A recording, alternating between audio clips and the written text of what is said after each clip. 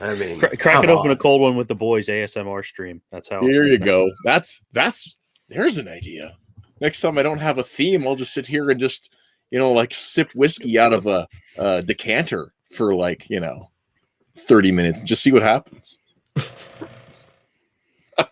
It's Thursday. Worst ways to spend your night, to be honest. There are indeed. It's Thursday. It's the Mattriarchy. I am joined by Tim Morris right there and the metal over there. And we're going to be hello. How are you guys doing tonight? I'm doing fine. Just doing. How is the weather out there? Amazing. We've had really good weather the last couple of days, which is weird because the week before we just were getting dumped on. There's still snow on the lawn, but it's like a beautiful day. So complete 180.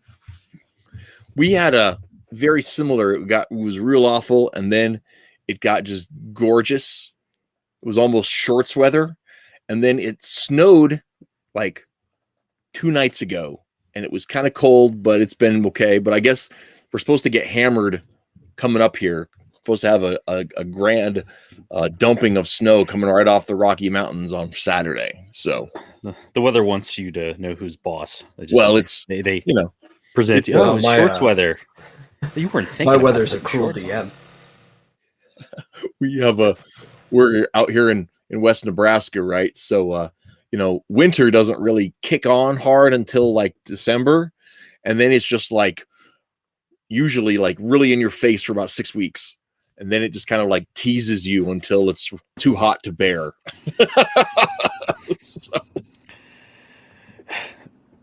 Yeah, like here, because I live in the bottom end of the Great Plains here in Texas, right in Dallas County. It's almost like my weather is being predicted by a dice roll. It's like I have a very cruel DM here.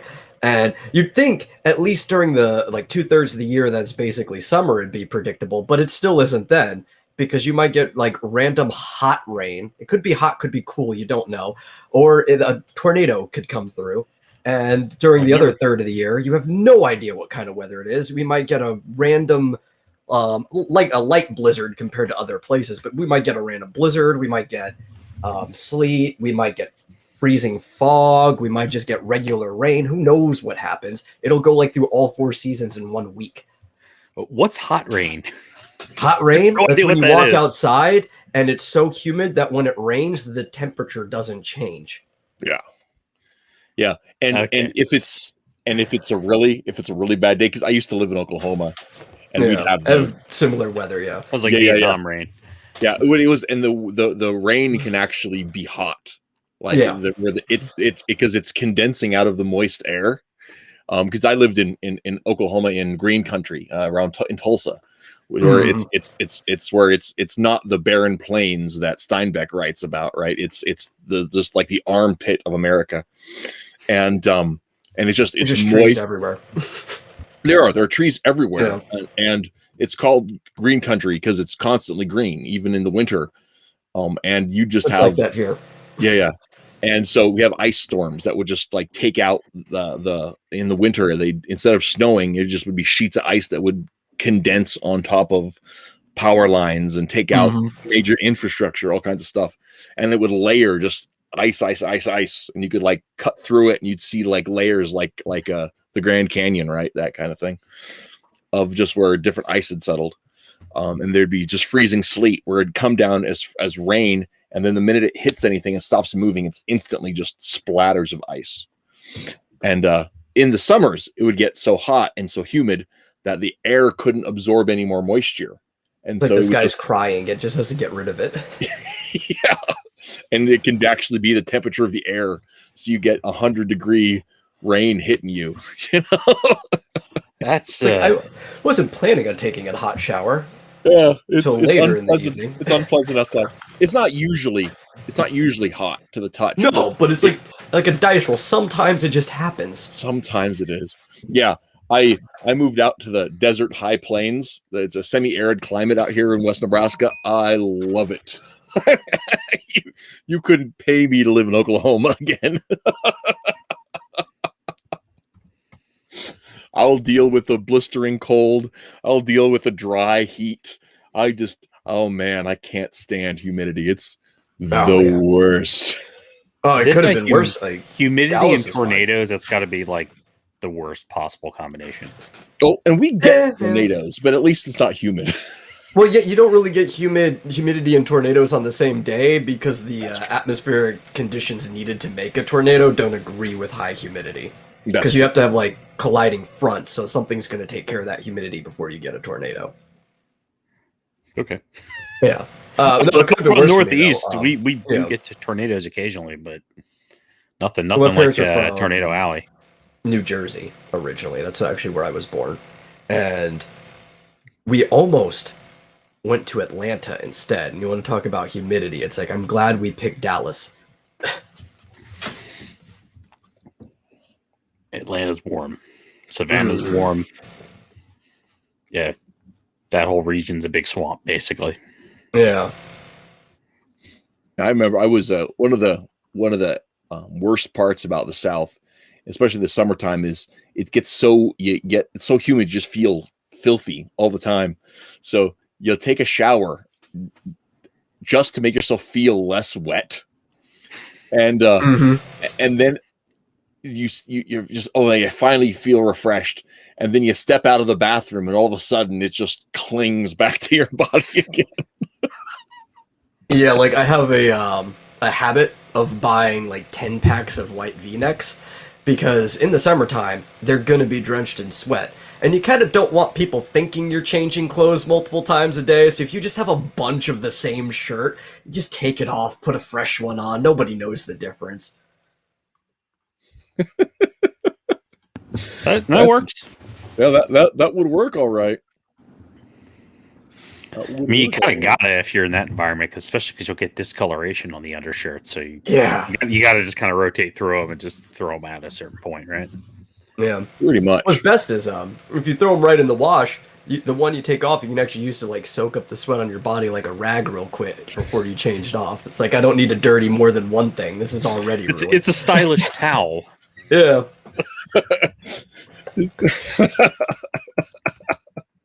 That's amazing. So, well, we did not come to talk about the weather, although it's not an uncommon theme here on the Mattriarchy that the weather gets small talk.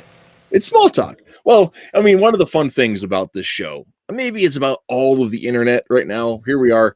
We're in the year 2021. We're living in the future. I can have in-depth conversations with people a half a continent away from me. It's fun. And, in this great big land we call America, it's a potpourri of experiences.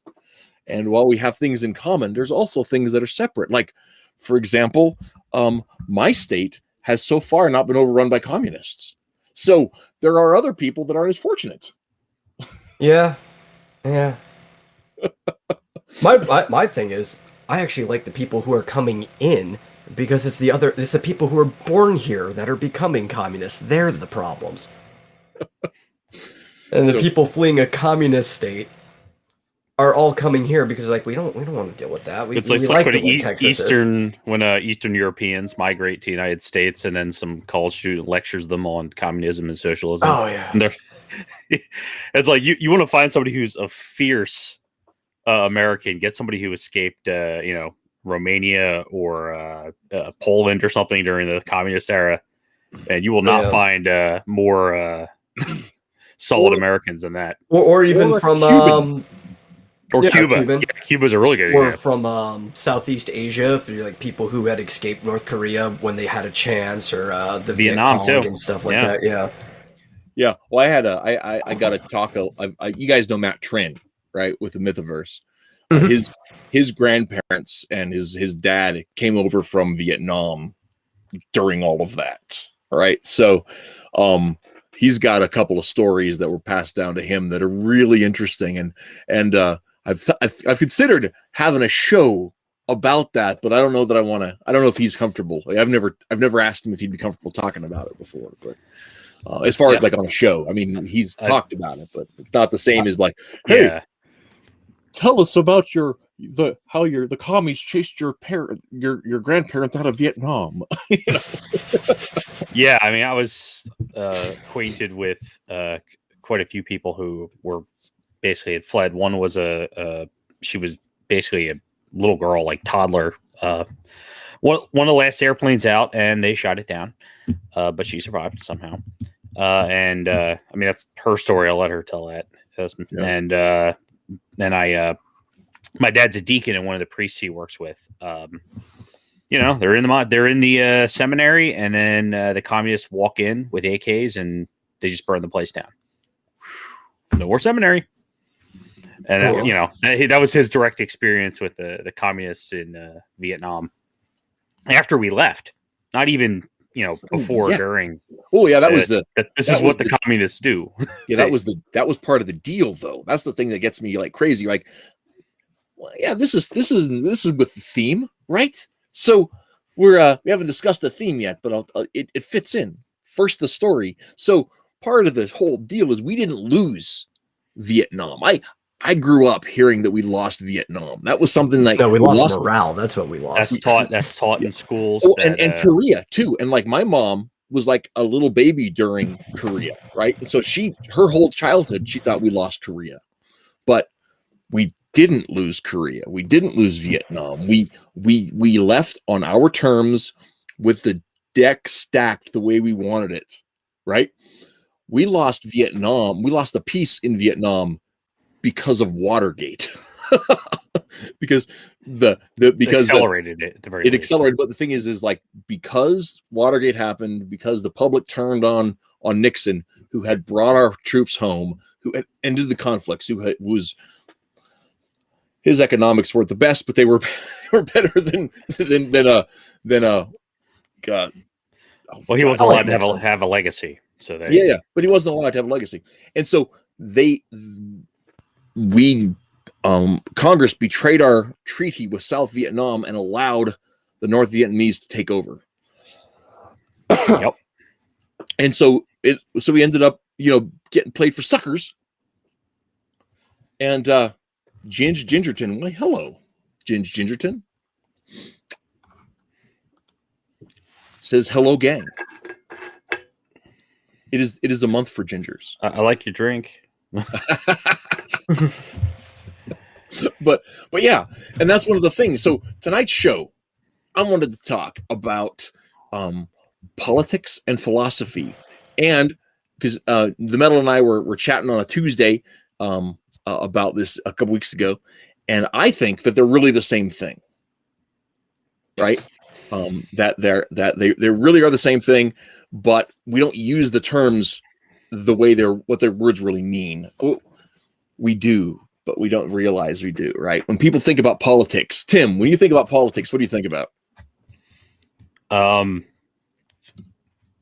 Burning hellscape. No, like you're talking about like the actual definition of what I would consider politics. It's basically inner workings of authorities that are allowed to make, I want to say, decisions on behalf of a collective, whether it's you're appointed or whether you're voted in or whether you're a dictator, and then the negotiations involved between the parties. That's kind of how at least in my opinion, that's what politics should be. So how would you define bedroom politics? I guess it would be people arguing what role those type of authorities have in a bedroom. I don't agree with their role, but office politics. It's the same sort of thing. It's authority and power structures and negotiation. Right. I mean, it's just it's a different thing, but it's the same. The idea being there's a structure there, and there's an active negotiation. So here's my definition of politics. I lean back because I think this is the most concise and most broad. Yours is probably the same as mine. It actually relates to how we use the word, right? Politics are the affairs of people in society, right? So whether it's schoolyard politics between bullies and those who are bullied, whether it is sexual politics between spouses and lovers, whether it is whatever, family politics between who gets to sit in the easy chair after Thanksgiving dinner, right? We use the term politics to talk about anytime people relate to each other, right? So, but we also have this bad habit of saying, oh, we need to keep politics out of this and politics out of that. But everything we do related to other people, which kind of in of itself is politics. Yeah, that's a political, so that's a political statement. Yeah. It's a tough line, and yeah. It's just it's really easy to say keep the politics out, especially when you're beating Pete over the head with politics that despise you. So you're just like, I don't want any of it. Well, you're not really saying that. What you're saying is that I don't like that, particularly when it's something that it was meant for consumption or something that property you previously liked is being used to moralize or browbeat you when that's not what you got out of whatever it was before. But saying keep the politics out of it. Well, I mean, for instance, there's no politics in Ace Combat, right? For example, I love Ace Combat, but there's politics within the countries of them. Like it's another world that you can have very deep discussions, and there's been arguments on forums and all kinds of stuff with people talking about the different countries. They're completely fictional. And then, of course, sometimes that does get drug into the real world. But it's like you're not. That's something where, it's completely apolitical, but you're not going to be able to avoid some sort of discussion in that sense because it's part of how we communicate as people. Right. So I think of like one of my favorite video game franchises. I don't play a lot of video games, but one of my favorite video game franchises is Fallout. Right? Yeah, that's a good one. Fallout is 100% politics. Right? Everything in Fallout. It's its own internalized politics, but it's like all politics. It's not real world politics, but it's all about power and control and society. And what are you going to play as somebody building a society? Are you going to play as somebody who's leeching off society? Are you right? What? Would you like to join the Legion? No. Oh. I'm still playing Vegas. I haven't decided what I'm going to do yet. That's everybody I've talked to who's played Fallout, who have played Vegas. They say that's their favorite one, despite it being Vegas is the best, buggy expansion to 3. People swear by Vegas. Yeah, it's just one I haven't played, but I know the memes because people talk that much about it. Well, like it has Vegas that much of a connection. Vegas is a difficult one to play because there's no good ending, right? Yeah. Like you can with 4 you can easily spot the bad guys, and there's ways of manipulating the game where you get the storybook ending out of it, right? You still have to, spoiler alert for an old game, you still have to kill your kid, but other than that you can have a storybook ending, right? But you don't get that option in Vegas. There isn't, even though realistically, I can think of a scenario that would allow for that. The game doesn't allow those options. There's a few options that just are cut off to you. And I understand why they did that. So I'm sitting there curses. Well, I would say that's smart in a lot of ways, because one of the inherent problems with that type of game is, and this applies to all games of similar role playing, where you're deciding kind of the fate of what's going on. You as the player, it's not even just a matter of you being stronger than every other character potentially. It's that you can reset. You can try things a million times. You can die and come back, and you can make decisions in the game that have no consequence on whether you live or die. You can screw up; it doesn't matter. Which means you could pursue perfection, and players will end up tending to do that if they're given the option, which is a completely different gameplay experience than what it's really meant to be.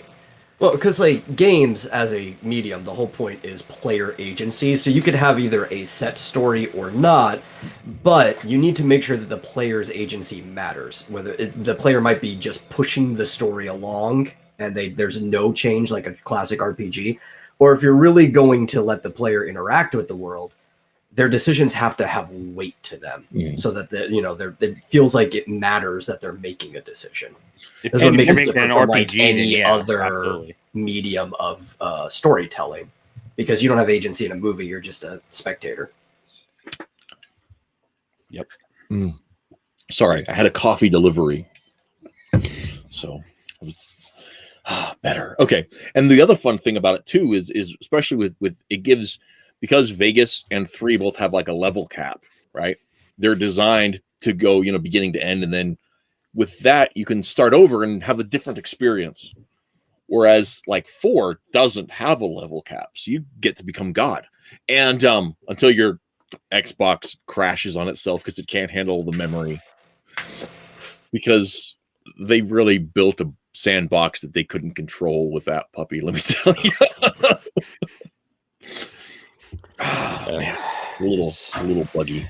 And then 76 right after that. Oh man, I can't. I've never played 76. I just don't have the interest to it. It just seems too much. People just want co-op. They just want to be able to jump into the game and explore the wasteland with somebody else. Like same with like Skyrim, but then they did like Skyrim Online, and they did Fallout 70. It's like, didn't you guys learn like at all what the players actually want? If they're willing to play 150 hours of your single player experience in your immersive RPG world, you really think the next thing they're like, yeah, I'd like another 500 assholes to be ruining the game online right now. You just want to play with your friend. That's all you want, Yeah, just There's like a mod for Oblivion that lets you do that, and I'd rather just play that. Yeah, there's a mod you can like LAN together with somebody through a virtual network, and you could just play multiplayer in Oblivion. It's like, why would I want to do anything else? I like Oblivion. Yeah, that sounds well, I mean, I like to go hiking too. Right? There are other things that are. Well, I'm talking about in regards to Elder Scrolls, but yeah. I know what you meant, but it was funnier to say it might. You mean you don't go to the real outdoors, do you? You're not one of those, Oh yeah, well, not as often as I'd like to be perfectly honest. I find, I do a lot of stuff on this little plastic box in front of me here, so I can't take that out everywhere I go, unfortunately, because I can't see it in the daytime, and like if I'm working on pages or whatever, I can't really. I won't work for me. I learned that. I forget when it was. It was something. I was like in the middle, like writing like shitloads of stuff, and it was beautiful out. And I was like, I gotta get out of the house. I could take my laptop, and I forget where I took it, and I was like, oh, this is so nice. And couldn't see shit. I couldn't see anything because you're outside and screens just don't work, and it's just you're like, really I was out gonna get fresh air. I guess not. Yeah. So yeah, but anyway, so back to the discussion of politics and philosophy. Like I really do think that everything is connected. I really think that it's all one thing, because of what you believe about reality shapes how you believe you should work with other human beings in that reality, right? And if you don't have a philosophy that allows other people to be as important as you, then you're going to have a politics that looks for the same kind of thing, right? If you have a philosophy that believes that other people can be more important than you, or that you can be more important than other people, then you're going to have a politics that jockeys for position in all of that. If you have a philosophy that believes that equality is real or attainable or desirable, then you're going to try for that. And I think we live in a society right now where there's these two conflicting world. I think the world has always been beleaguered by these two conflicting opinions about what shape reality is in. Are you an individual, or are you just part of the collective? Do you have individual value, or is your value based upon what you can get other people to do for you or whatever? And I think those sort of things those are the two shapes of the world. It's either one or the other. And so that's why I think that that's a big part of why I think they're really the same thing. I think there's an overlap. I don't know if I'd call them exactly the same, but I'm also a stickler for words. And Politick, right? It's a Roman word from Classic. And it comes from the word polis, which means people, right? The population. And so the politic is the view of the population. So it's kind of just us looking at the interactions between peoples and groups of peoples. It could, like, the population interaction could be down to two populations of one, as low as that, but it's interactions between populations and stuff. Well, philosophy could be looking at that stuff. I think politics is a subsection of philosophy, and people are foolish to take that out of there. That's where it belongs. Philosophy is just the study of knowing, pretty much.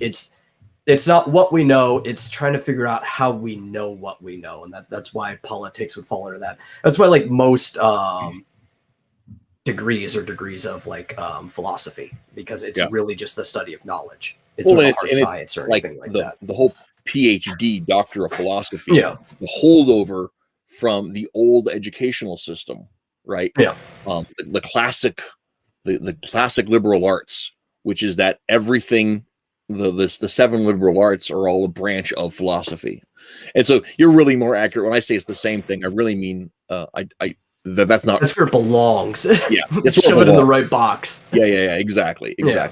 Politics is inextricable from philosophy, but philosophy is far more than just politics. Yes, because philosophy is true if it's you living in a rock, on a rock outcropping on a mountain. Philosophy still has a factor. Although there's only a single population and it's you. Yeah, there's no interaction between. Well, technically, there could still be a politic. People understand, like, it's populations.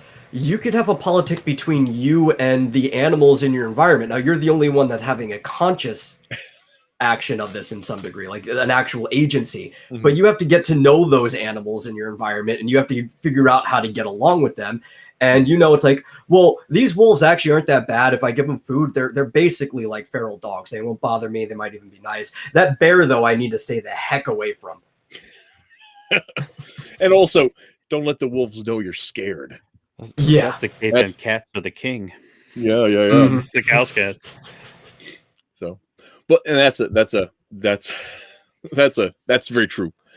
But one of the things too is about the whole nation of the discussion about how politics works in terms of how our more popular understanding where it relates to governments and all that kind of thing. Yeah. I think that one of the things we also miss out on in these discussions is the idea that, governments aren't just formal, right? Like just because there's elections, there's governmental forces are beyond that, right? Yeah. I think we miss what the definition of what a government is.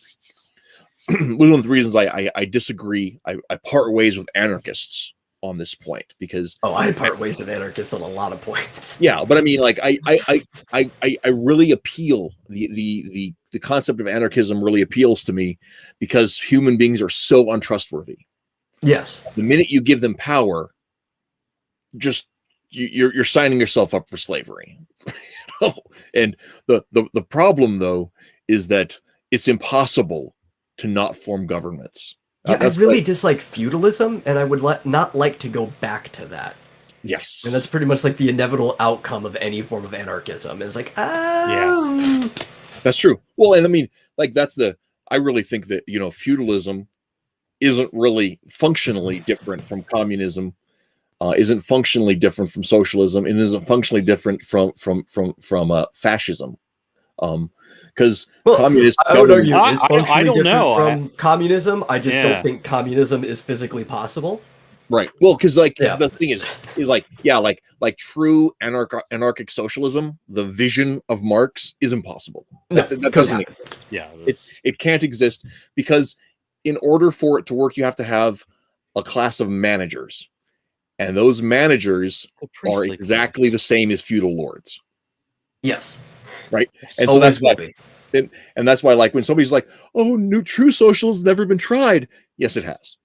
And socialism, communism just can't happen. Like you say, it's never been tried. It's like they've tried, they just can't get to it. They never will. Can't. This is the second one guy's got 3 cows, another guy has 2. It's over. Yeah. Well, yeah, and then they call in the guy to determine how it's to be run, and then it's like, okay, so tell us what we need to do. Oh, well, I'll just take all of the cows, and you come to see me for the milk. Also, I'm going to need your firstborn son to milk the cows. So that's important too. You might get that one really principled guy that starts it, but he's still just a human with a lifespan. What happens after him? You know what? I actually take umbrage with that because I think the people who have, from Lenin to Stalin to Marx, the people who have got the ball rolling and had these grand visions for their perfect communist society have all been despicable. And I've all I agree with you. I don't think anyone has been principled. Yeah. Well, Yeah, but I'm saying I don't think it matters. 'Cause I Yeah. think if you are principled, you're not attracted to that philosophy. I agree. So I I don't think. I completely think what agree with that. you're saying is impossible. It's like a benevolent dictator. There's really no. Yeah, such but we're thing. also dealing in the realm of impossibility by considering communism in the first place, and even just a philosophical form. yeah. Well, and I would say, like, I think there Yeah. are places for people that are principled and stupid, like, Yeah. that just don't understand like anything about the way the world works, right?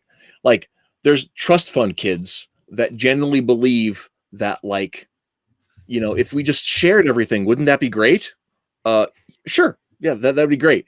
That's also You first. never going to happen. You haven't met enough people. Let me tell you. Come back to me when you've had your heart broken, and then we're going to talk about how everybody is the same.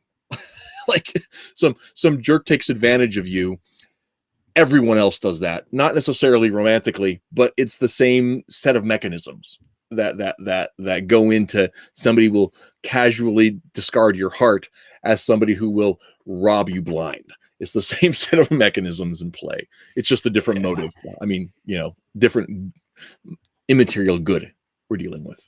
Yeah, and don't get me wrong. Like when I say something like that, I mean that from purely the argumentative state of like, even if you found this person, what happens when they're gone? I don't think Jesus Christ himself could make communism work. I don't think he would want to. No. Well, he wouldn't. But I'm just like, if you had somebody like him, I don't think he could make it work. Especially also because there's fundamental flaws. But what happens, when he eventually gets martyred, and who takes his place? Well, but that's the thing. Like the whole individual responsibility. That was Jesus' whole thing. So if he was a collectivist, that wouldn't make any. No, he would never. That's not even like if you put like if you gave him the reins of power. I think they're the worst people. Well, it's just another version of moralizing whatever they're doing. Mm-hmm. I guess you're saying like if somebody like that found themselves the fantasy of the evil dictator falls, has a heart attack, and has a nephew who's amazing and virtuous and great, and then they've assumed the throne of the kingdom and they have all this power, but they're good people. That really only plays out in fantasies. Oh yeah, of course. But even if you could find it, it would be unsustainable. Yeah, I mean it's bad, but it's not as bad as who was there before. Like I guess having a murderous psychopath in charge is I guess not arguably, but I guess I would say that's probably definitively worse than having somebody who is apathetic. But I don't know. I'd rather have somebody who I understood who was brutal than somebody who thinks they're going to save the world and thinks they have the moral high ground over everybody. Like somebody who thinks that they're a benevolent king. I kind of respect the guy who's using force and brutality, because then at least that means he respects the people he's up against, because he knows he's not the only reason he can rule them is because he has the physical authority to do so, not the moral authority. And that is something I can actually understand it, and I can respect that kind of power. Not that I agree with it, but I think it's when somebody who thinks they have the moral authority, and then because nobody will agree to give them the moral authority, they feel this need to seize it. And that's how the collectivists act. They, whether it's a manager or whether it's a but there's a big problem with party this member, system, though, right? Is that talking about bringing philosophy, which is one of the main segments of this, it's kind of an anti-philosophical system, right? In many ways, because it instead of trying to figure out the nature of knowing, it actually actively tries to destroy the nature of knowing. Yeah, because it assumes, because part of the thing is the thing that bugs me, right? The whole idea of the ideal socialistic man, right? The whole Marxian idea that once we've destroyed property ownership, once the state has seized all of it, we will reshape beings, the citizens, to not care about owning things. And once they don't own anything, they'll become more enlightened, and then we can get rid of ownership and the state altogether. But first, the state must crush everyone, right? So it presumes that man's will can unmake the world. Well, because it does, right? If you actually read Hegel, which is where a lot of this stuff comes from, he believed in alchemy. A lot of this stuff is actually built on the principles of alchemy. So destruction, to be able to manipulate something into another form through the will of man, is literally the principle everything relies on. Right. Right. Yeah, And the, and killing anybody who doesn't want to change to be the ideal. No, because that's just part of the deconstruction. because Yep. you gotta break a few eggs to make a socialist omelet there, Tim. Come on. That's why I like people just to shut up and be compliant and listen to whatever the media says, whatever it is. Yeah. Don't believe your lying eyes. Right. And then there's multiple motives on that whole too bread and circuses aspect too, because that plays into the straight communist role. That's the Pravda stuff, right?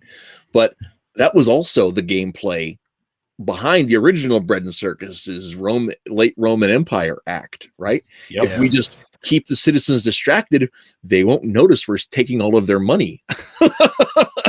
Yeah, they're entertained. They won't. Because under the Roman system, they didn't abolish ownership, they didn't abolish citizenry, they didn't abolish, the Senate supposedly was still there, self-rule was still there, but how do we get them all of their money without them noticing it? Let's kill some Christians. Yeah. If only they had thought of the Federal Reserve, they could have just printed it.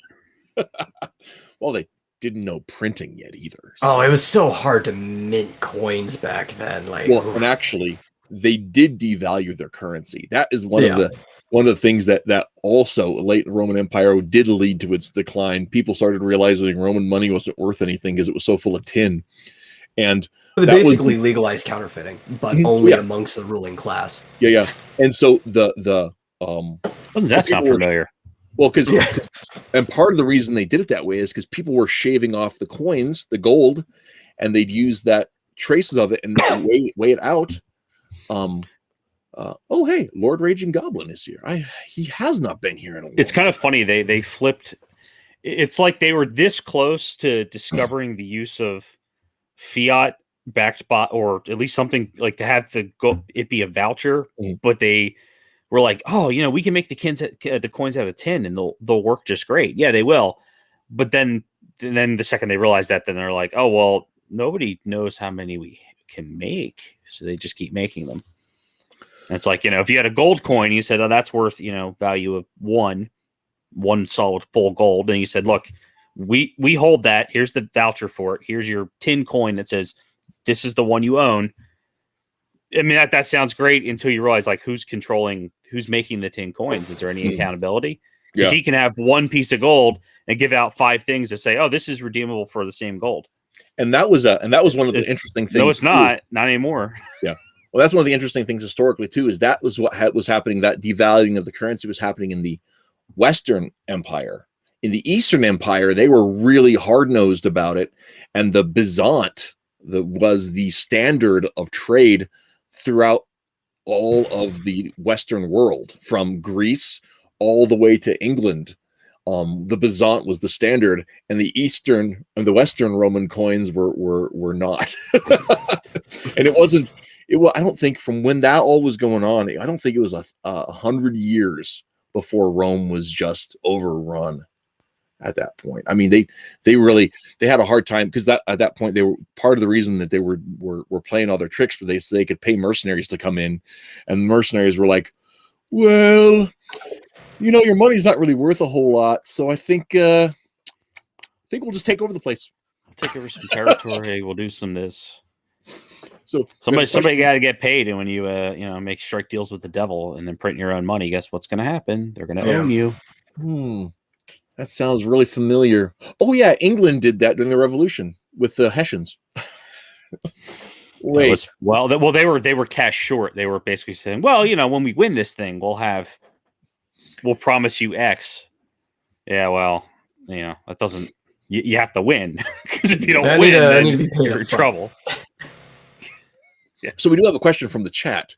Isn't that why they started paying soldiers in money other than money like salt?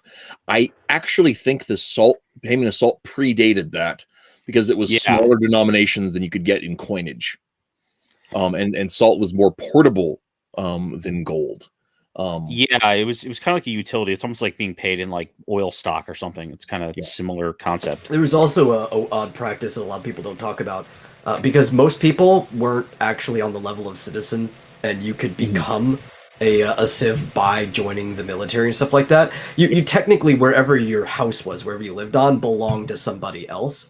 So that in return for you joining their service, they would often give like resources, goods, food, and stuff to the person who owned the land that you lived on. It's true. That's true. Yeah, it was pointless to the person in the military, but because of the way the class structure was, and you were kind of effectively serfs if you weren't a civ, and even I mean a lot of civs were also kind of serfs in some way. It was almost like a what's it called, a notion of good faith in some way. It's like, hey, the guy that's usually giving you money or any resource for working on your land is in our military now, so here, have this stuff. So, Fly Fox would like to point out that you're in one pink room. It is very pink. Yeah, why? Because it was not originally my room. But you left it pink. What's up with that? Mine's like a god awful teal. I haven't painted. Same deal. It wasn't originally kind my of room. A long-term, short-term, temporary residency. So it's like it's been lasting longer than originally planned, but this is more of a guest room. I got you. I guess I shouldn't make you defend your housing choices to me. I'm not your dad. Doesn't bother me though. My favorite color is pink. Well, it used to be. Speaking of Romans, I think was it the Romans or the Greeks that used to be the boy color, and then the female was it was blue for. Yeah, it was. I know it was the. Well, Greeks, one of them it was flipped. Yeah. Roman, but I forget why that is. I think it had to do with like the stones they were associating with the months or something. I don't remember. I don't know. That is a piece of trivia that I am unaware of. It must be an easier color to make than what we're used to. Pink? Yeah. Yeah. Both of them are difficult colors to make from a dye perspective, because blue is actually one of the hardest colors if you're making like true like royal blue. That's why it's called royal blue. Lighter blue is easier to find like flower petals and stuff to grind into dye, but blues and pinks are both really hard. Purple, which is really just a modern name. It used to just be in the spectrum of violet or blue. Is again, like blue, one of the hardest colors to make. Yeah. Well, and part of it is too is like vibrant dye colors. This is off topic, but vibrant dye colors were almost impossible because natural dyes break down during the process. And so like most colors were dull. Like this, like that. Yeah. So when they talk about blue and pink being colors of boys and girls, what they're talking about is the children of nobility, almost like these weird gender reveal parties that rich people have now. It did not matter to the average, common, like everyday folk at all. Well, and I mean, like even up to like the 1920s in our country, right? Like the gender of your child wasn't really public notice until they were like moving around on their own and they like were weaned and stuff. Like that's why like all like baby's a baby. Well, I mean, most of world history, you didn't get attached to your children until they were like 9, because it was like most kids would die before that. Well, yeah. I mean, it was the thing. It was that's one way of putting it. I don't think I'd say they didn't get attached. Well, no. Well, you didn't get too attached. You're like, well, I might have like 10 children just in case a couple of them die. It was a thing where there wasn't a difference in clothing for young children, and also they didn't have diapers like we have today. But the word girl just originally meant kid. Really? Yeah, it was not like a gender designation. It originally just meant young child. And then eventually boy and girl both became designators for... They both just mean child. Boy has always been more masculine, but girls just kind of meant kid. Like if somebody who's like under the age of 5, you would call a girl. In fact, that's actually where the insult of calling a young man a girl originally came from, was saying that he's not a man yet. Right? And then it obviously, as culture changes, it becomes more and more of saying you're not even male. Right? It starts to transition more into that direction. But originally just meant that no, you're not a man. You were still just a kid. So what time frame were you looking at? Punch like a child. Girl, from what I know, started to become more of a gender designated term kind of around the mid 1700s. It's actually pretty recent. So in that case, the gender term was maid. Yes. So that would have been would have men and maids at that point. Yeah. Would have been the looking at it, and there was because Shakespeare uses the term. There was a term he is it maiden or maid? Either. Yeah, they kind of mean the same thing. There's specific use to both of them, but they're mostly interchangeable. Because I know, like lord and lady was that meant something really important for a while, and I want to be called lord. Come on, that's awesome. Same with gentlemen. It was like the same thing. You were a landowner if you were a gentleman. I guess that would be the yeah. Yep. Yeah, but gentleman had to own land, or else you're just a dude. And a lady was like either a female lord or somebody who was married to a lord. Or a gentleman. Yeah. They could the lady in some cases, like in Edwardian England, gentlewoman and lady were interchangeable. So which actually that's something that always bothers me from like media, because they'll call like female knights ladies when dame is actually the proper term to refer to them. That's true. That's true. It's sir and dame. That is true. Dame Judi Dench, for example. Yep. Yeah. She had the So where'd broad come from? Broad? I have no idea. I've not ever looked into that. I would assume that it probably started as a descriptive term. Yeah. For wider women. For the broad. Was broad the original thick? Probably, yeah. Hang on a second. I think I have a book that may tell me. So like 200 years, that's just gonna be how you address a lady. Yeah, but that's just my assumption based off of my knowledge of language. I don't actually know where it comes from. But, yeah. But wide hips have always been like a throughout most of history, depending on how well your society. Like if you're a richer society, in Rome, late period before they started collapsing, thin women were actually attractive because how wealthy the society was. But like in most societies, as people are trying to rise up, wide birthing hips were very, very popular, just go-to for attraction. So I'm assuming broad probably comes from a descriptive term, and then it becomes more of just like a name, like a pet name or a noun or anything like that. Maybe. I have no idea. Boy, how the hell did we get on this topic? And where did Matt go? We got into the topic because somebody pointed out how pink the room is that I'm in. Is that where it took that? Yeah. To lords and ladies and all that stuff. Maybe it was something one time. I can't remember what it was. I just thought a guy admonishing a boy for being a wimp or something. Well, I guess that makes sense. Euphemisms. Yep. Hang on. All right. Let's see how close. We're gonna do some live. This is the most thrilling show I've ever done. Live research. Yeah. We both have. We all have computers in front of us with the internet, but no, there's something about books. Book. Well, I have a book. It was right. It lies to you with more authority. Let's see here. I just like turning the pages. Yeah, that's definitely how, especially like comics and stuff. Like I have to the whole. Okay. Okay. It does not have broad in here, but it does say broad beamed as a slang term. Broad beamed. It's from at least 1946, and it was a euphemism for fat assed. Captain Morton is bow legged and broad beamed. So it is very likely, very possible that broad as a term just meant thick. We made the connection. Somebody who was childbearing, as you might say. Yeah. Broad beams. That's ready to take care of them little ones inside and out.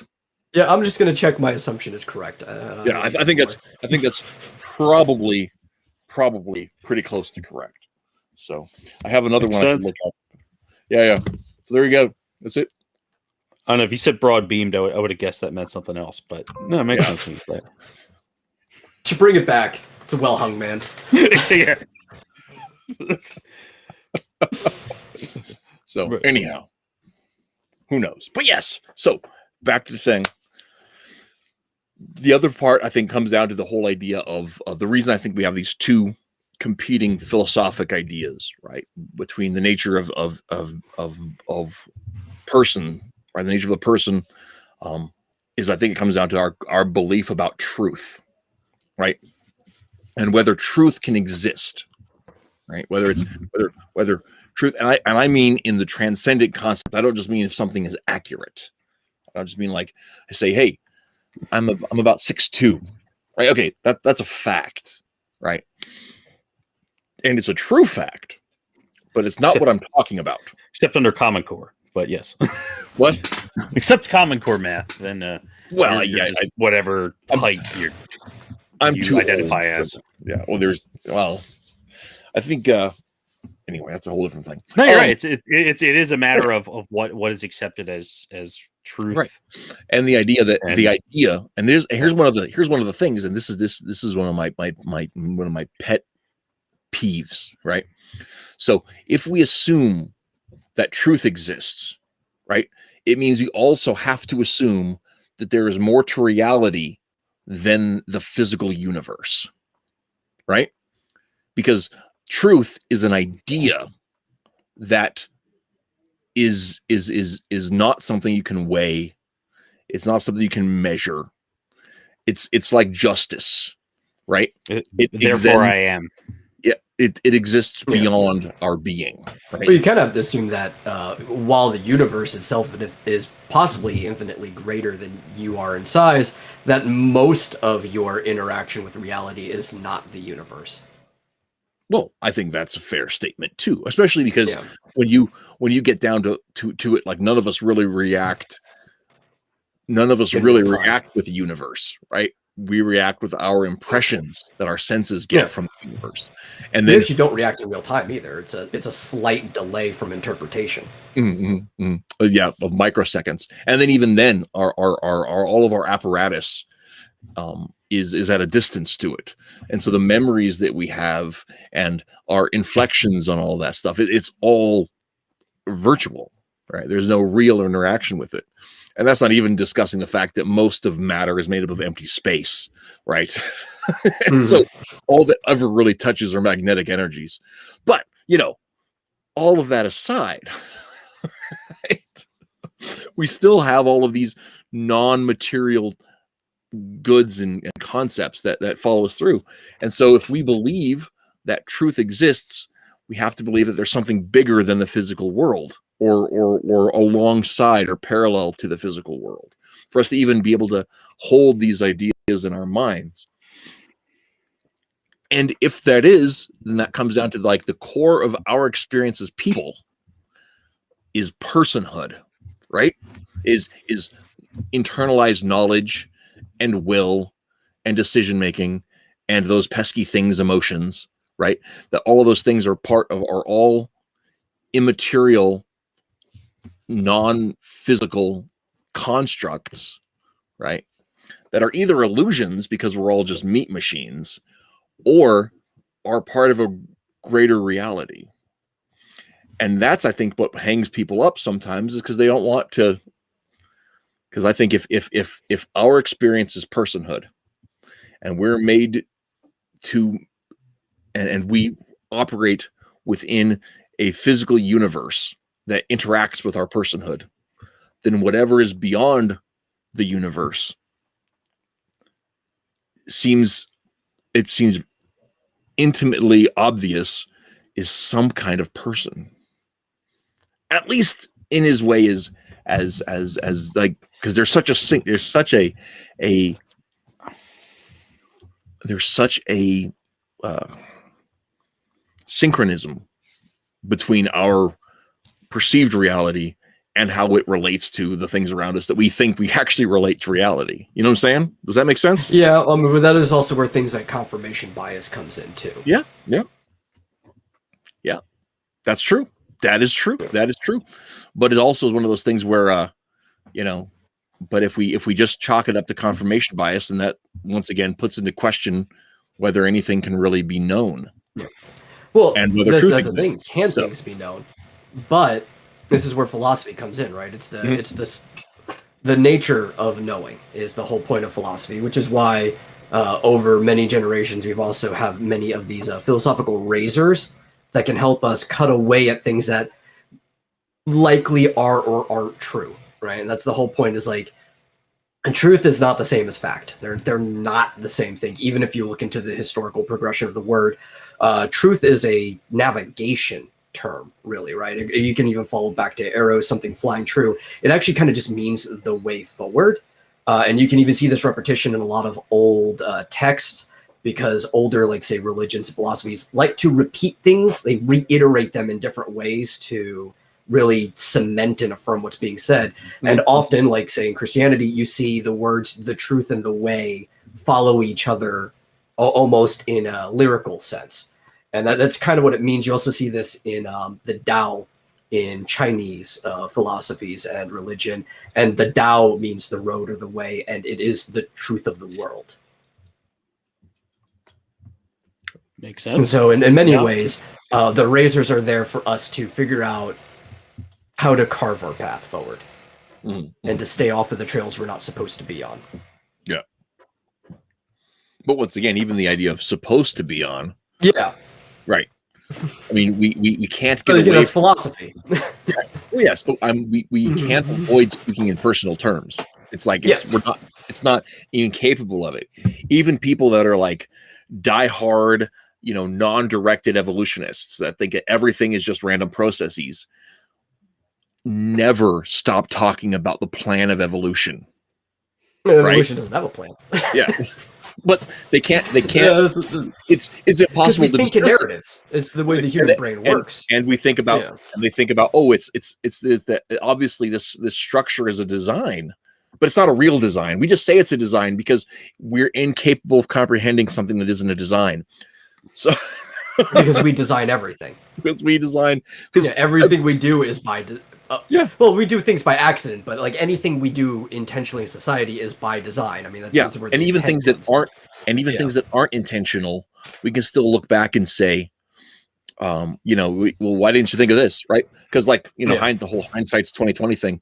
But I want to go back to a little thing. So in my day job, I am sort of like a life coach, right? And so one of the things that I often get to tell people is, I'm going to teach you how to tell the future.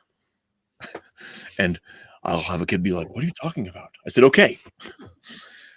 If you get into the DeLorean. I said, if you take X, I wish. I'm not that cool. I said, if you take X action, what will happen? You're like, well, this is the result. Oh, okay. So if you take this action, well, then what will happen? I said, well, this will happen. I said, okay. And if you do this action, what will your mother, father, sister, brother, boyfriend, cousin do? Whatever, said, oh, they'll do this. And I said, okay, you just told me the future. Which one are you going to pick? Which future do you want to live out? Because we all do this, even though we don't. And if we're running models. We always are running models, even if we don't think about it in those terms, or even if it's one of those things where you look back and like, I kind of told him he was fat and he's mad at me. I probably could have seen that coming. Yeah. Yeah. Well, so this is actually like why people talk about the philosophy of science, right? Because there's science and then there's what comes after, right? As what's called metaphysics, what comes after physics. A very, very short chapter in Aristotle's work. And he didn't even actually make it because all of his works were compiled after he died, but they call it metaphysics, what comes after physics. Even like in science, what people understand is we're just running models and we're trying to make better models, and it's how accurate this model can predict the world, right? Which is predicting the future. We're all running models of people too. Now, some of our models aren't very accurate because we don't know the people very well, and nobody's model is 100% accurate because you really can't know what's going on inside somebody's head, or if you're not with them even 100% of the time, you can't know if something happened to them 5 minutes ago that'll change how they are going to do something else. But we still have the people we're close to fairly accurate models to where we can communicate and exchange behaviors with on a regular basis. Mm-hmm. And even people that we can understand, even the people that we can guess their motives, and attributing motive is dangerous business. It is. But even for people that we can guess their motives, it doesn't necessarily mean that we're going to know how they're going to react, because they may decide that, you know, well, I really want to steal that cake from you, but I don't really want you to know that. You're looking at my cake, aren't you? Oh, I wasn't looking at your cake. I would never look at your cake. No, I was just looking at your large tits behind the cake. Hey, thanks for noticing. The cakes come in broad beam. Oh, if you order, it costs extra though. Novelty cake shops. Small, medium, large, and broad beam. It's always up.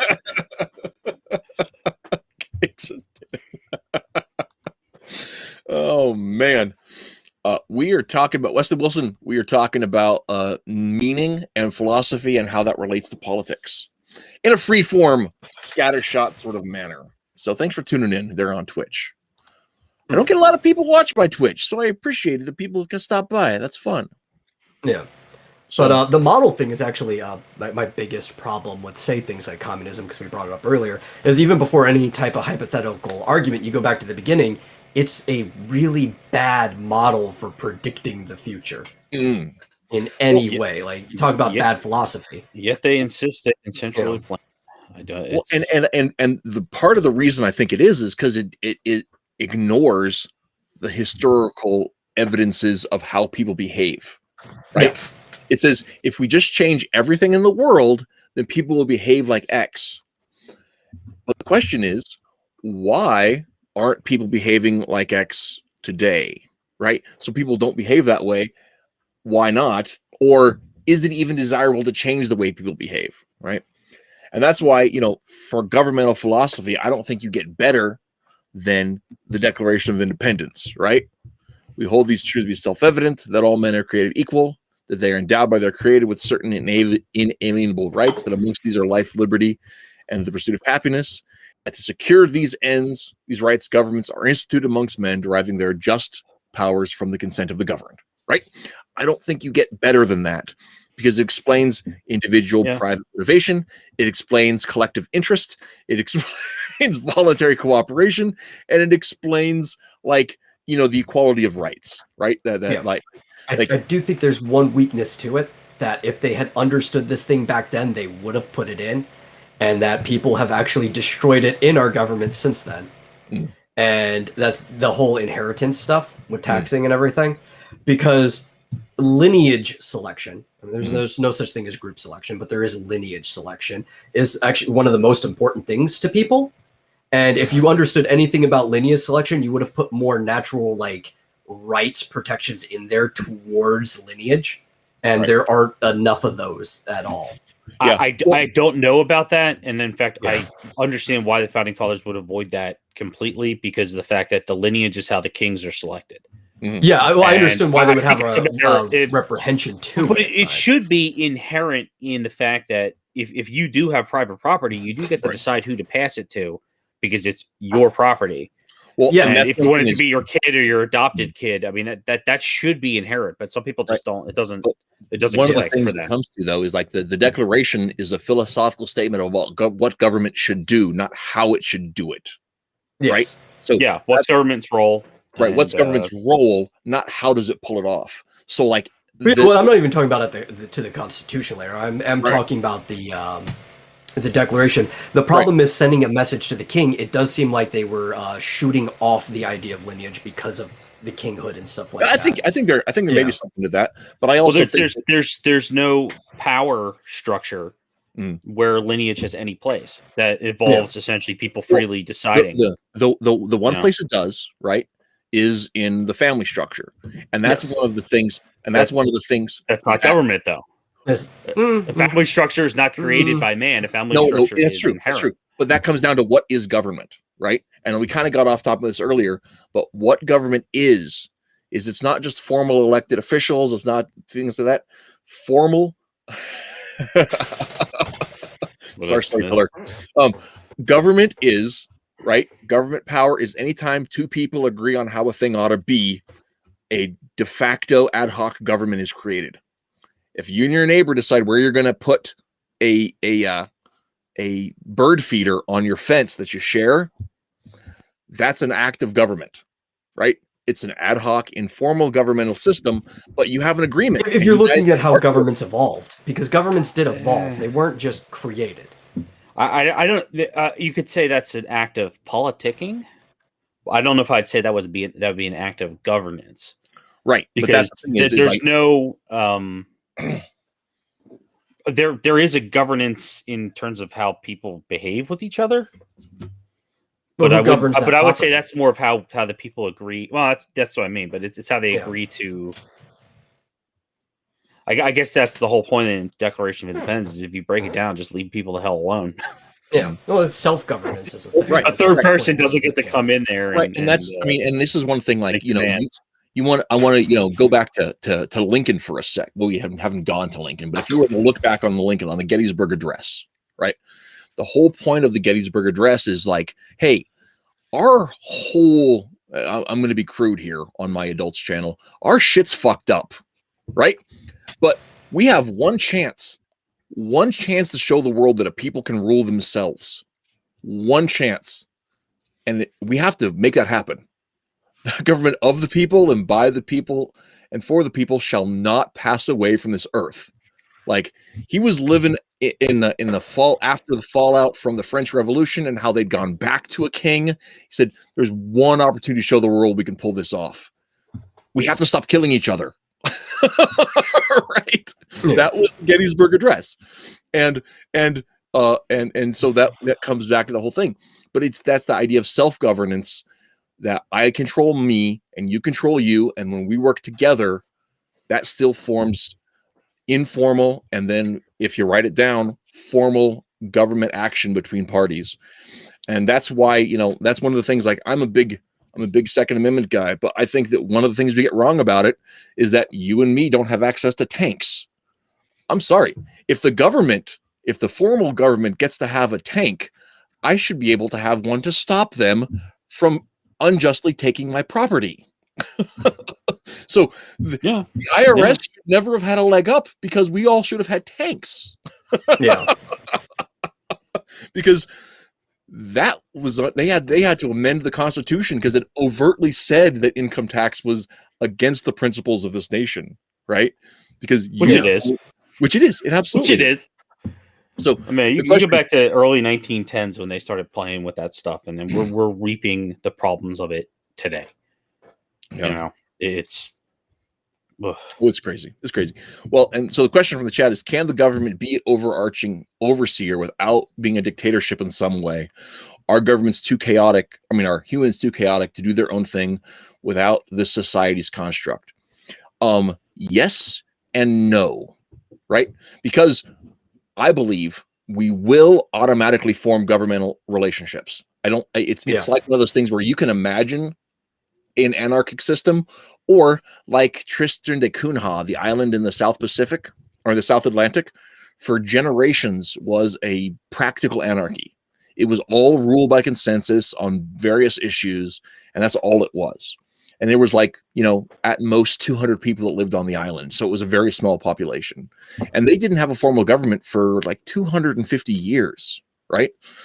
But they formed various ad hoc organizations and people had societal expectations and everything was cool until the volcano started going off again in the 60s. But that's a whole different story. It stopped. They're there. But they're now part of they have a government now. Yeah. Well, what is it? There's I think I'd prefer the volcano if I were them. There's this city in Mexico. I can't remember the name of it, but they effectively drove out the cartel because they banned what they called politicians from the city. And there's there's a gate. There's actually a checkpoint at every entrance to the city where they have guards that are hired by the town, people who live there. and they will check. You can't bring in like political bumper stickers or anything on your car. Like no politics are allowed in the city, according to them. The problem is there are still politics going on in the city. In fact, the city, instead of having a mayor, is ruled by committee of like the businesses and stuff there, but that's still a form of government. Yeah, it's ruled by committee on behalf of everybody, but it's still ruled by committee. And the problem is you kind of need at least a chair to the committee, because in case of an emergency, you kind of need a swift actor who can make a tough decision in that type of climate. Well, the person who's conducting the negotiation is the ambassador. If you break it down, ends up being everybody who's an elected representative is supposed to be an ambassador of some point, some degree. The question is how much power they have. And the issue is you don't have to worry so much about corrupt politicians when politicians don't have the power where people would have the means to bribe them to get something from them.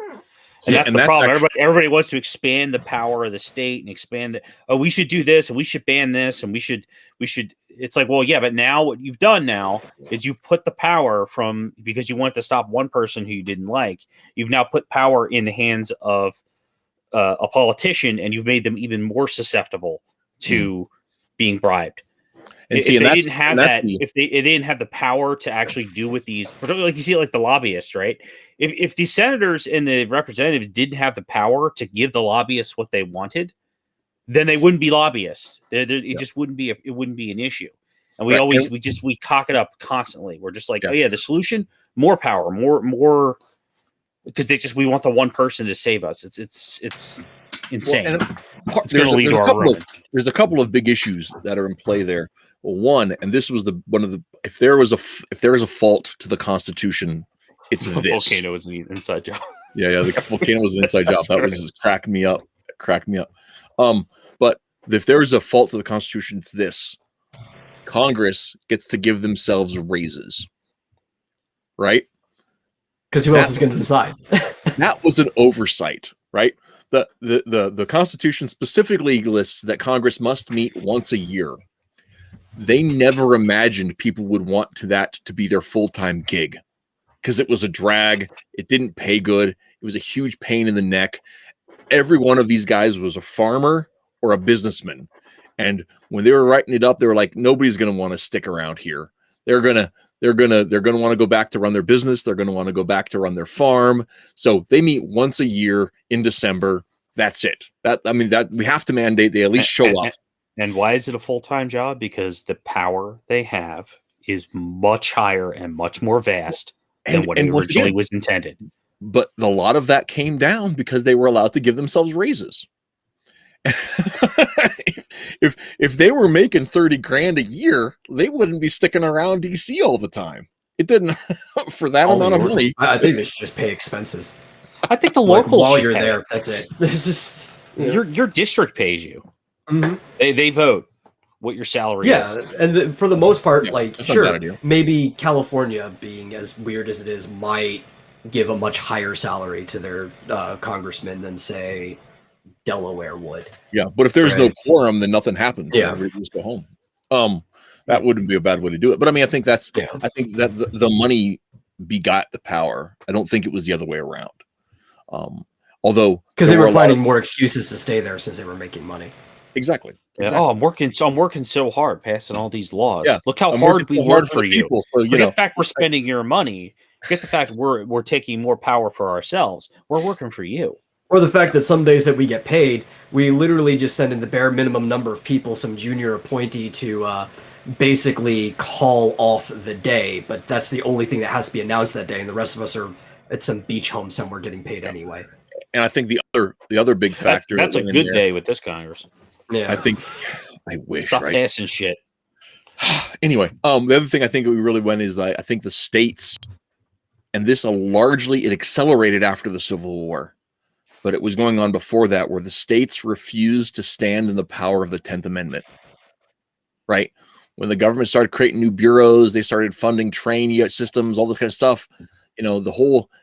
So I'm in Nebraska, right? One of our greatest shames as a state is the shakedown, the absolute scum party that was the Nebraska leg of the Transcontinental Railroad, right? Like, I don't know if you guys know this, but it was something like 12 years it took to lay the track across Nebraska because it was just a slush fund for the Omaha and Lincoln political elite to dump money to their friends. Like, that was it. It, like, no work got done. And then, like, once the Union Pacific Railroad, the model the rest of the country's followed, the Nebraskan model. I'm so embarrassed. So once the Union Pacific Railroad crested the Rocky Mountains, the Lincoln boys were like, "Oh crap!" Yeah, you're like, "What's taking you guys so long? We're almost through the mountain already." Yeah, you don't have a mountain to go. We just killed like 5,000 Chinamen getting across the mountains. What have you guys been doing? Oh, jeez. Oh crap! I don't know if it was 5,000. I don't know the number. It was a mix of Chinese and Mormons. Yeah, there was, and there was some Cornish and Welsh in there too. But I mean, you know, let's face it, there was a lot of dead people coming up over the mountains. Yeah, and so then they were like, the Nebraska, Wyoming, Utah, like, it was fast because it was all basically flatland anyway. So plus they wanted them coal mines. Fire everyone except for the interns. Actually, I have to disagree with you. The interns are part of the problem. Like, yeah, they're part of the amount of institutional power that is in places like DC, where you'd be surprised. For example, the Trump administration, they've really struggled, particularly the first 2 years, with staffing issues. Whether it was the White House, whether it was the military, whether it was whatever agencies, because these people, they have a certain way of thinking, and they form that group, and they don't want to leave. And you think, oh, a new person runs the organization. Well, guess what? The political ideologues are still entrenched, and they're the ones running this show. They're the ones running the committee. They're the ones lying to the president about how many troops we have in Afghanistan. They can do that because the institutions have that much power. So even if you do something like you get a wild card like a Trump in the White House, you can't fix everything overnight because it's rotten all the way to the core. So here's a little personal story. Fire everyone. Forget forget the interns. Here's a little story to tell you all from my personal experience. So I've been to DC several times, taking kids to the Capitol and to meet with the congressman and all that kind of stuff. And in my work as a youth worker, it's happened several times, which is why, like, people say outlaw lobbyists, and I'm like, you can't do that. It's not possible, because everybody that goes to talk to your congressman is by definition a lobbyist. So that's like, you can't be a lobbyist. I've been a lobbyist. I've not gotten paid for it, but I've been a lobbyist. Well, it's like when it's like the NFA tax, and it's like, machine guns haven't gone anywhere. They've just gone in the hands of the few people who got the money to have them. You want to do that with power by banning lobbyists? Yeah, it's the issue again is the power that people have to give the lobbyists what they want. You neuter that, the whole lobbying question goes out the window, because then they're barking up the wrong tree. Then they're paying you to get you to do what you want to do, not paying some scumbag politician to twist your arm with a law. Yeah. That's a lot better deal for everybody. You know? At least you get money for it. Yeah. So, anyway, you're freely exchanging. Tell me why, they do. If they're doing something to you with a law that hurts you, you tell me why those lobbyists shouldn't be paying you to go get what they want, to actually get the value of it, rather than paying a fraction of what it actually would cost them to do what they want to do, or by paying off a politician.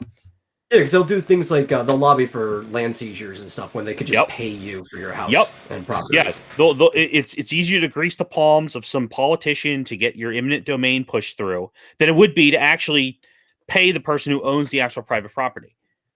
And you want to talk about transfers of wealth? It's the super wealthy, instead of transferring it down to the people who they want the stuff from, they just transfer it to the political class, and the political class, and then back to themselves. Then twist it back to, twist the arms of the people who are in the middle. And it's not sustainable. We're hitting peak, whatever the hell this is. I think corruption, I think, is the word you're looking for. No, it's so much deeper than that. Yeah, and I think really when you look at it, we're at the point, and like, I don't like to toss around the idea of because some people will say, oh, we're an oligarchy, it's all the rule by the groups, and like, that's not entirely true. But when you factor in the amount of power that the executive branch has through the bureaucracy, it's insane. Yeah, I mean, Yeah. here's not to get directly political. I mean, we're talking about politics, right? But one of the things that, like, I know, like, some people like just really hate Trump. One of the things that won me over, because I was big anti-Trump in 16. I figured he was a Trojan horse like the world had never seen. I didn't trust him. I didn't trust him a lick.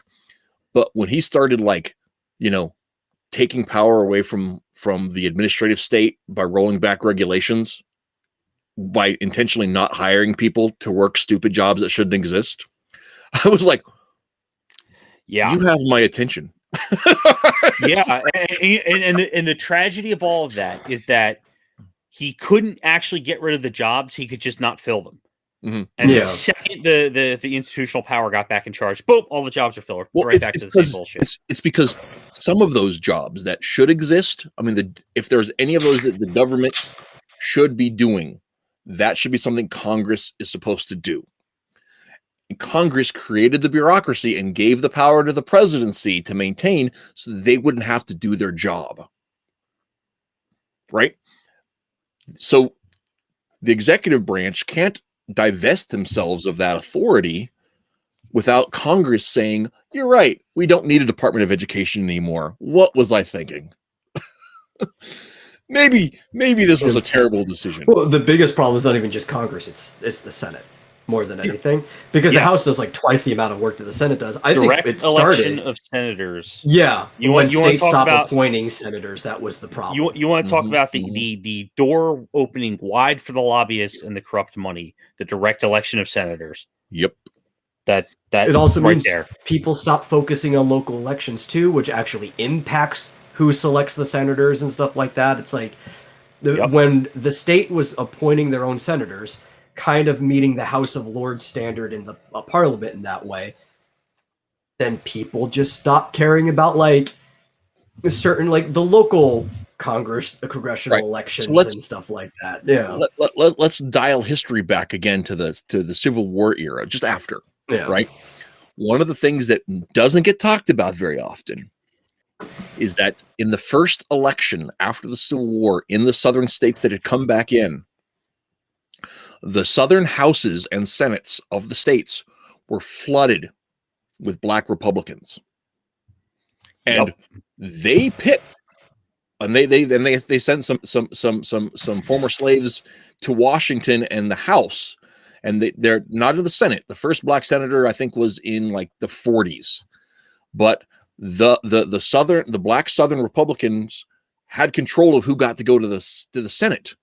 Yeah, right? they swept the state houses. They swept the state houses, and that's one of the reasons I don't buy the whole line about the party switch, is because that never happened. That never has such bad history, and people they here's how I know it never happened, because like after the 1870s and the southern states, which were utterly impoverished after the Civil War, you had enough people flee the southern states up to Detroit and Chicago, where the factories were, that all that was left was the Ku Klux Klan in the South, and then they took back over the state houses again. Oh, they start doing the weird laws and the lynching and all this other stuff. Jim Crow. That was all a Democrat voter operation. It was. Operation. And the same thing. And the Ku Klux Klan was founded to try to chase Republicans out from the South, and it worked. Yeah. It legitimately worked. Because who's going to stand up and be like, yeah, I'll run for office if they're going to burn your house down? Exactly. And then and of course the Ulysses Grant sent people down to the South to try to roust out the Klan, and that's a whole story in itself. But my point is that the parties. Grant. Oh man, I tell you what, the man he fights. Anyway, so the Southern houses switched back Democrat, and they enacted Jim Crow, and they were bringing all this down. And then for the next 100 years, next 80 years, the constant Republican cry was, this is bad. We need to change this. We need equality. We need to get rid of this Jim Crow. Again and again and again, Republican conventions over and over and over were going on this. And then they tried passing civil rights Reformation in the teens. Wilson and his people didn't let it go down.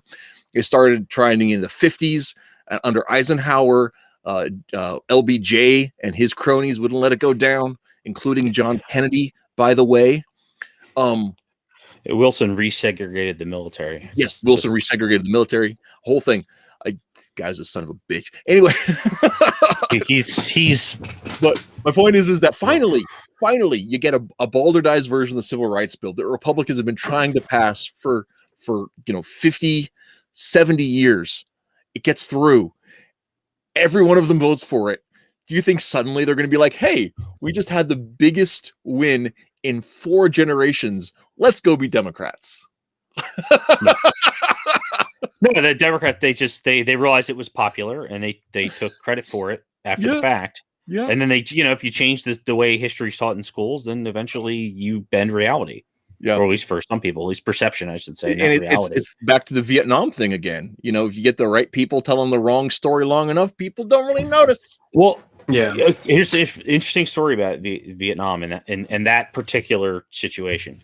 When I was in college, I had done research on Vietnam to find out. It just was. I was in a military history class, and there was other classes, and it just so happened to be like all things were combining. So I ended up doing like a lot of research into the Vietnam War, and I couldn't. In my military history class, I'm learning about the different engagements and all this other stuff, and my military history teacher, he's retired lieutenant colonel, Democrat, not like a right wing guy, and he said, "Yeah, well, the U.S. military never lost a protracted engagement with the Vietnamese." And I said, "That's really?" Turns out that's true. You find out about the Viet Cong, the fact that the Viet Cong after Tet had gotten annihilated. They lost something upwards of 75% of their personnel because they bet long and they lost the fight. And yeah, I can see the person talking about me going in and out of focus. I have no idea why that's happening. But I went out of the way and I go to the library and I get a couple books on Vietnam. And I get the statistics. It was like the congressional report of men, equipment, casualties, money, all this other stuff. And I couldn't find a single instance of and battle recountment. And I couldn't find a single instance of where U.S. military had lost an extended engagement. They won every battle. They won every operation that was in basically in terms of goals, even during the era of Westmoreland, who was basically just a political animal, completely incompetent. Johnson, completely incompetent. McNamara, completely incompetent. They had this idea that they could, we're talking about like people with philosophy, that they could just like fine tune the machine and it would just work. That's not how things work. And it was just shocking to me that like, the more I dug into it, the more I was like looking at the way the situation was at the end of when the war finally was called off, which was basically the North Vietnamese said, okay, we'll stop attacking because Nixon essentially bombed the hell out of them. And it was like, well, were we always bombing Vietnam? No, it turns out we weren't. Turns out we didn't launch operations into North Vietnam until basically the Nixon administration. Same with Cambodia. So like the Vietnamese, the reason why the war kept carrying on was because we wouldn't leave our little box. And it was just in South Vietnam. And it was just like, come kill us for 25 years. And, or I guess it was 10 years. Yeah. And then once that changed, all of a sudden they wanted to negotiate. And I was like, okay, well, what the hell happened? Right. Like the North Vietnamese took back over the situation. Well, they took back over after the US left, and they took back over when the South Vietnamese, who in fairness to, I should say, the United States, the South Vietnamese really they should have taken more seriously about them getting their act together. But they were relying on essentially the United States to be the resupplier. And overnight, Democrat Congress, because of Watergate, decided that they would no longer be supporting South Vietnam financially, which was just basically one-to-one equipment replacement. And they just decided that was going to be the case. And of course, the Republicans had no power at that time because of the fact that Nixon was basically gone. So because this was technically under Gerald Ford, and they just said, no, we're cutting off basically we're giving them something like a third of the money they need. Well, Well, and now that, the like, South Vietnam. I was going to say, and the So, Dems swept the House. yeah, they I just mean, completely they ran on it. completely They wiped just they ran the board, and then side note, America got so terrible that we had Dirty Harry and Death Wish. yeah. Like those movies were a reaction to the horrible crime that was propped up Yeah.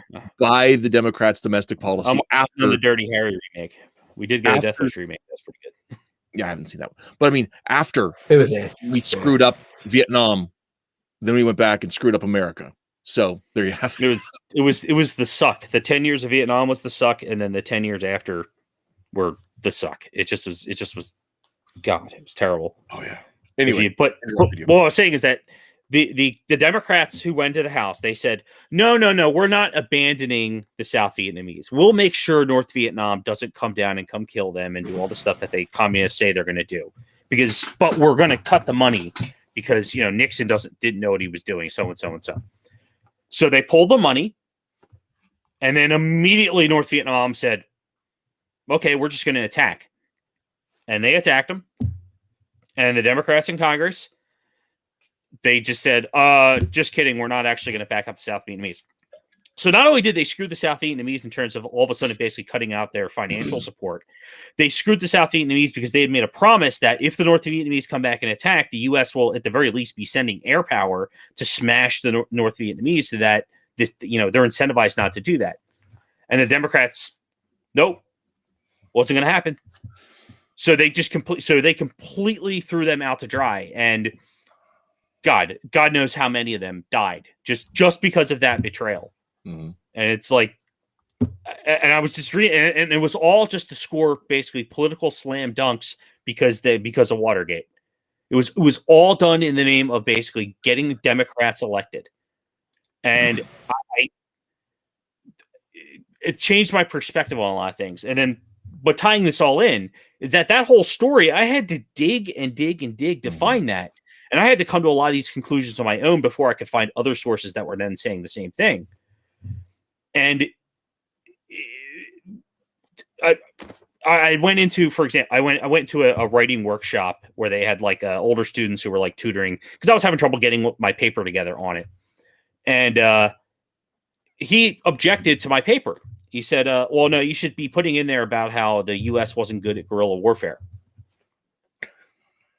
And I had the data in front of me, forget the stacks of paper, forget the research I had done, that not only did the U.S. Do well at guerrilla warfare, they did it better than the actual Vietnamese did.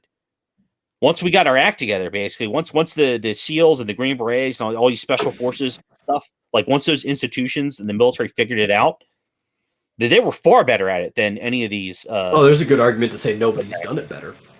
No, nobody has done it better. Yeah. In fact, the United States. And here's the thing: is like I'm not gonna sit here and say that like there was dirty stuff that happened in Nam.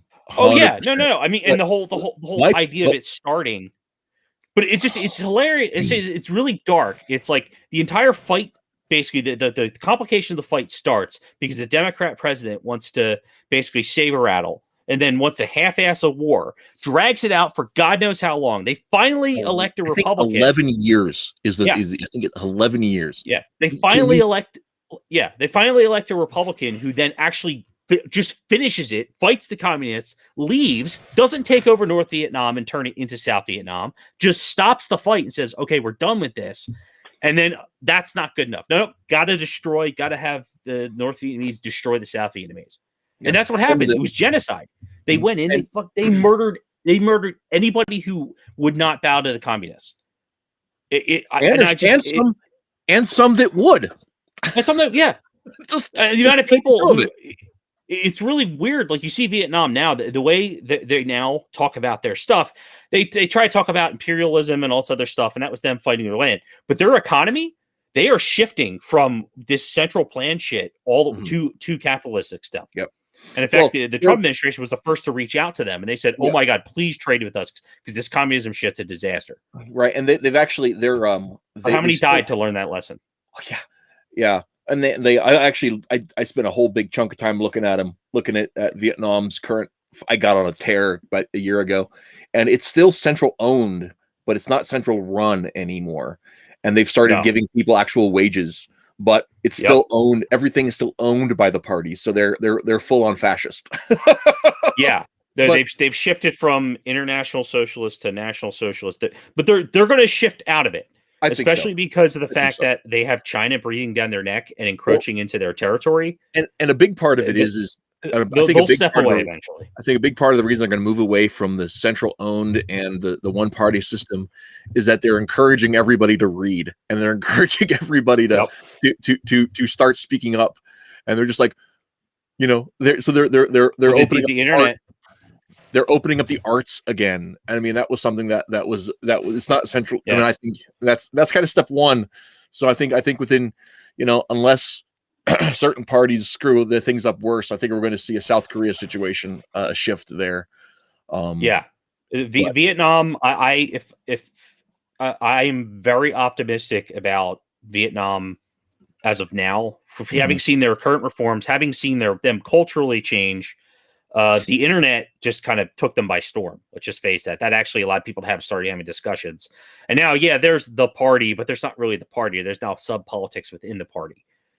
And also, there always was, but there were just more death then. Yeah, but also they look to the north and they see the Chinese and what the Chinese are trying to do to them, and then they suddenly look back at the United States. And it was a quote from Ho Chi Minh, and I'm abridging it because I don't 100% remember it, but basically it was, if you have a choice, essentially, because the Chinese were sending weapons and they went to send soldiers, right? And Ho Chi Minh was like, no, do not let the Chinese military in here. And people were like, what are you talking about? They're communists. They're our brothers. And they said, look, we might lose this war to the Americans, and we'll deal with them for 20 years, 25 years, whatever. They'll get tired. They'll go home. You let China in, we're going to be eating their shit for 1,000 years. Because they already have been. Ho Chi Minh who said that. Yeah. A diehard communist knew what was going on with that. And it's kind of funny seeing now the philosophies are now crossing because we have a common enemy. A lot of people just aren't aware about the dynamics that have been going on in Asia for ever, and that China's kind of, there's been different empires and different people who are China that's been in charge, but especially because China's a very status quo machine, however things are now, that's how they want everything to be. That they've just been invasive to everybody for all of history. Oh, yeah. Well, if you look at the racial buildup of China, right? The what most of Americans think about Chinese are the Han. It's one ethnic group. And they have dozens, if not hundreds, of ethnic groups, and nobody gets airplay, nobody gets attention except the Han. That's it. And it's been that way. Those stars, it's the big ones for the Han and the others are for the other ethnic groups. Mm-hmm. But I didn't see them remove one when they killed all the Uyghurs. So yeah. Ever since they got rid of the Mongols, and that's just been they're moving back into Mongolia. Yeah. They're moving back into Mongolia. Their whole thing with Mongolia was basically because they had a pissing match with the Taiwanese, because Taiwan. Weird part about the Chinese history. So China was the central kingdom entering 20th century. They're the central kingdom, and it breaks down. Finally, basically, modernity or whatever. The Industrial Revolution happens. Everything breaks down, and basically, there's two competing philosophies. They're basically are we going to be self-governing, democratic, capitalistic, Western, or we're going to be Soviet in style, like collectivist, and I mean Soviet in the true sense of the word, what the Maoists were. And they started killing each other. And before that could work itself out, Japanese Empire rolled in, and everything up. The Japanese were utterly brutal. Oh yeah. But the second that fight stopped, the communist Chinese just steamrolled them, and you have Taiwan left. And since basically Taiwan, which they lay claim to the entirety of the kingdom of the central kingdom that was China. Taiwan is basically real China, or what remains of it. Yeah, it is. Yeah. Well, I mean, it's a direct democratic legacy of it. But what people forget is that also, particularly the Maoists, they culturally think that they own China China means to them a lot more than what we think of China. We think of China as central China, and we think of like, the borders of. That's not what China is. That's why they take things. That's why like they walked in Tibet Tibet in the 70s. Exactly. Well, they just marched in. Nobody stopped them. They're just like, hey, we like it here. We've mountain views. It's great. This is historically part of China. It's like Tibet has been part of China since like the feudal era. It is historically part of China.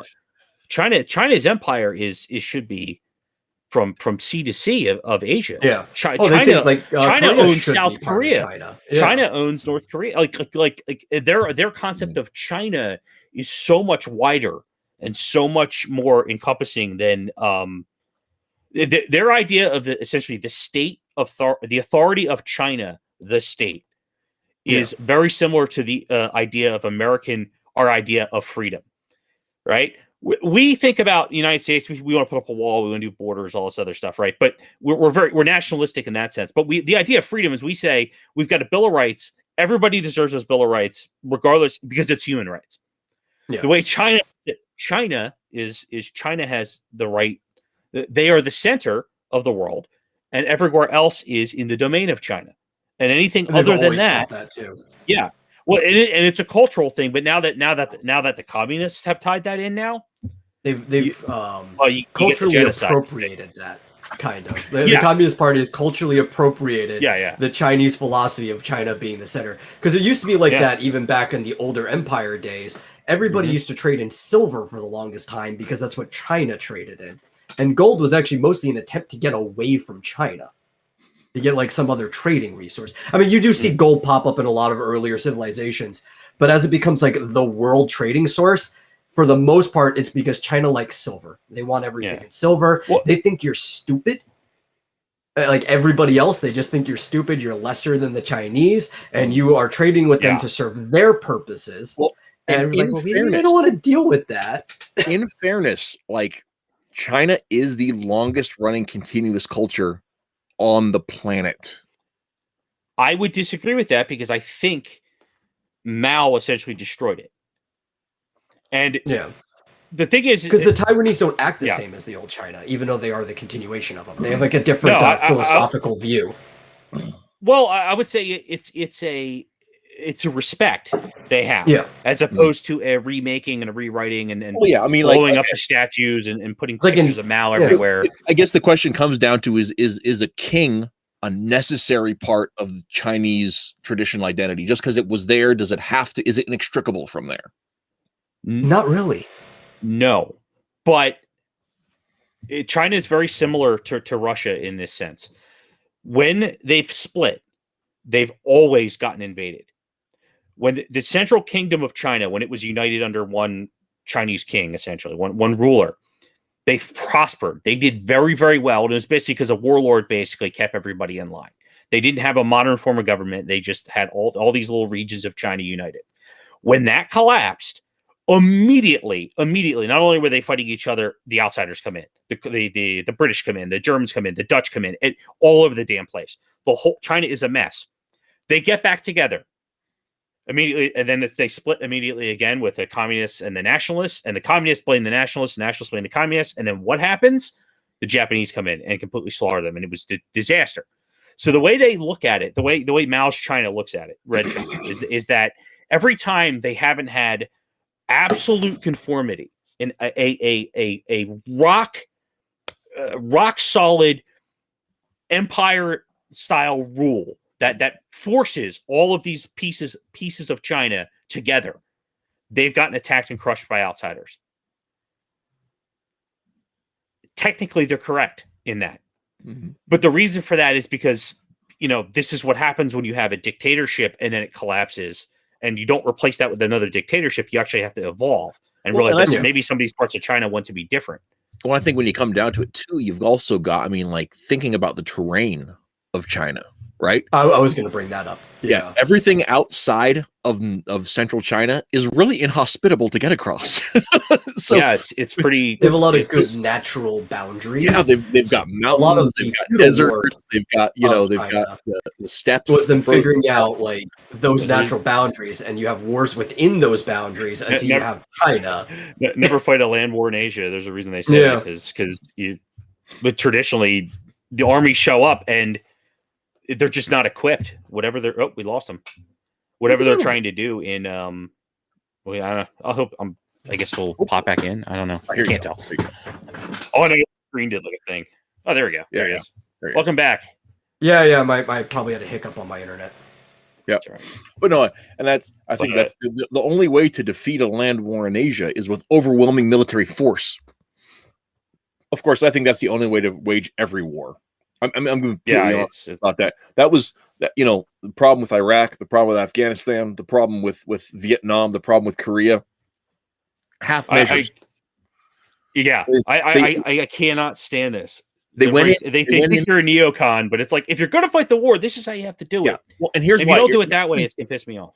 Even the neocons, like George Bush, ran Iraq like a Democrat, right? They went looking for trouble, and they waged the war in the only way that would last as long as possible. Instead of doing it like they did Kuwait, instead of doing it like we did World War I and II, you get in there, you kick some ass, you go home. Or you assume responsibility and actually send in the overwhelming force you need to send in. You got to pick the strategy. If you go right in the middle, right? And you have to also what we've seen. You have to determine what type of war you're in, right? Mm-hmm. Because there's really two types of war. There's the type of war where because you guys have a shared language of diplomacy, right? Which is very, very not often, but it can happen. You see this in some smaller lasting European wars in history. If you have a shared language of diplomacy, there can be a war that ends by concessions of some sort. Mm-hmm. Most wars don't have a shared language of diplomacy, and then you have to end it by just overwhelming force. It's like really the only two types of options. Been the United States. Yeah. That's been our history. We have a way of warfare that is completely unique historically to any other civilization. Because we're so young, and because of just basically when we got into the game, we've never had the. There used to be times when like Native American tribes would show up with kind of small groups, and they'd beat the hell out of each other, and then whatever the concessions were, that was the concession. Like, oh, you lost the fight. Well, this is what we did. And the United States, we have never once had that. It's always been somebody who doesn't speak our language, who wants to kill whoever, and we're just like, whatever. We just go in and just destroy them. Right. So, and a lot of that, like historically, that comes from Augustine, right? The just war theory. The just war is the one that's over as fast as possible, because whatever it takes to end quickly means fewer people die. Yes. Right. So that's when you look at World War I. Seriously, like World War I, the lands of Europe, they didn't all go all in on each other, and they had a protracted, horrible war that killed half of Europe. Yeah, right? They fought like feudal lords. Oh, much the army's here. I'll show them, and it's like, and half. Here's the thing: is 1917 more men died in the trenches of 1917 than in the 11 years of Vietnam. Yeah. Right. That was 1917. It was the bloodiest year of warfare in Earth's history.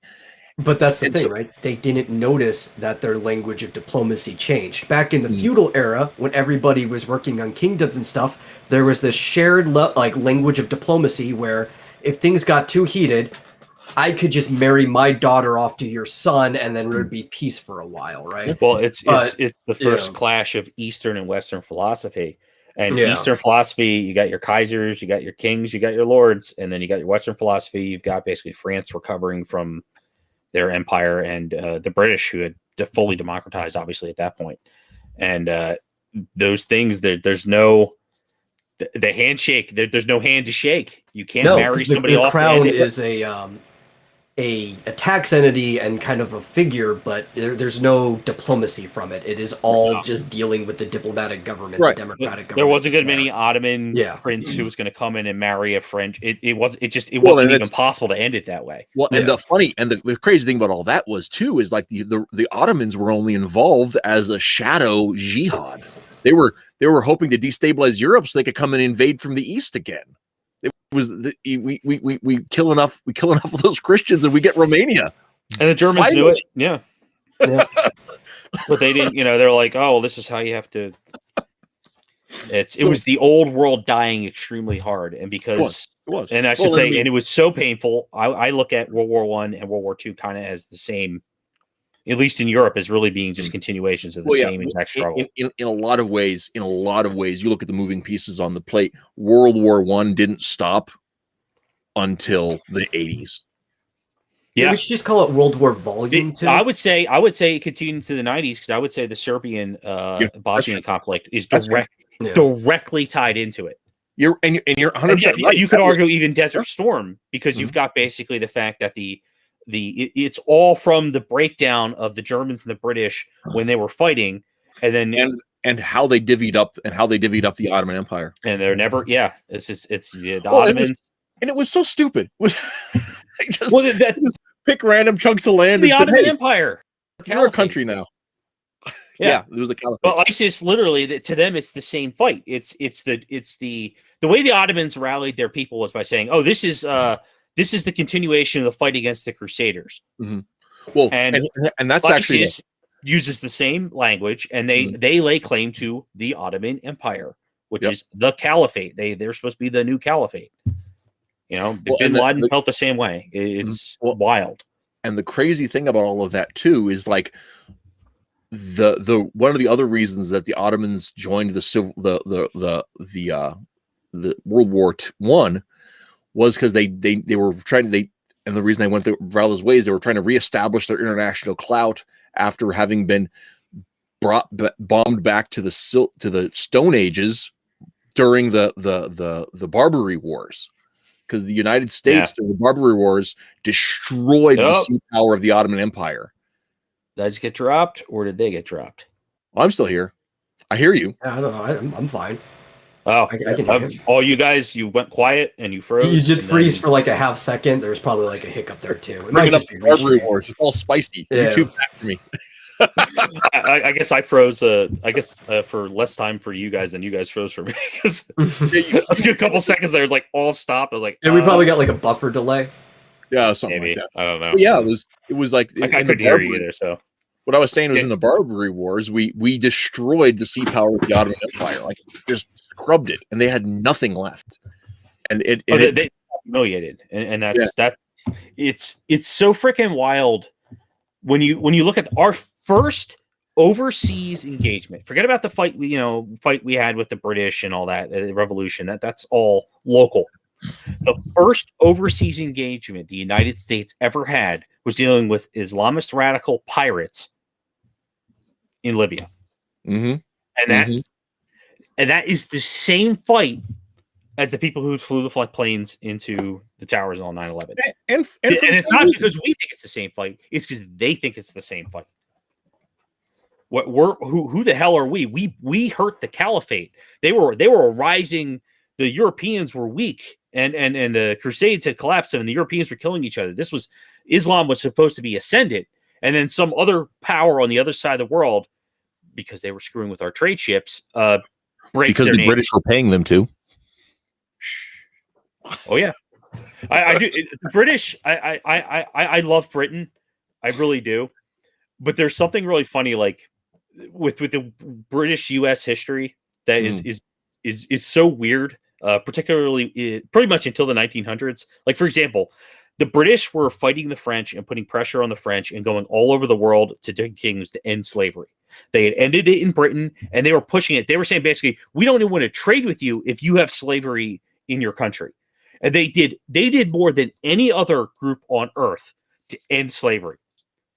But when the United States was entering the Civil War, they armed and supported the South. Yeah.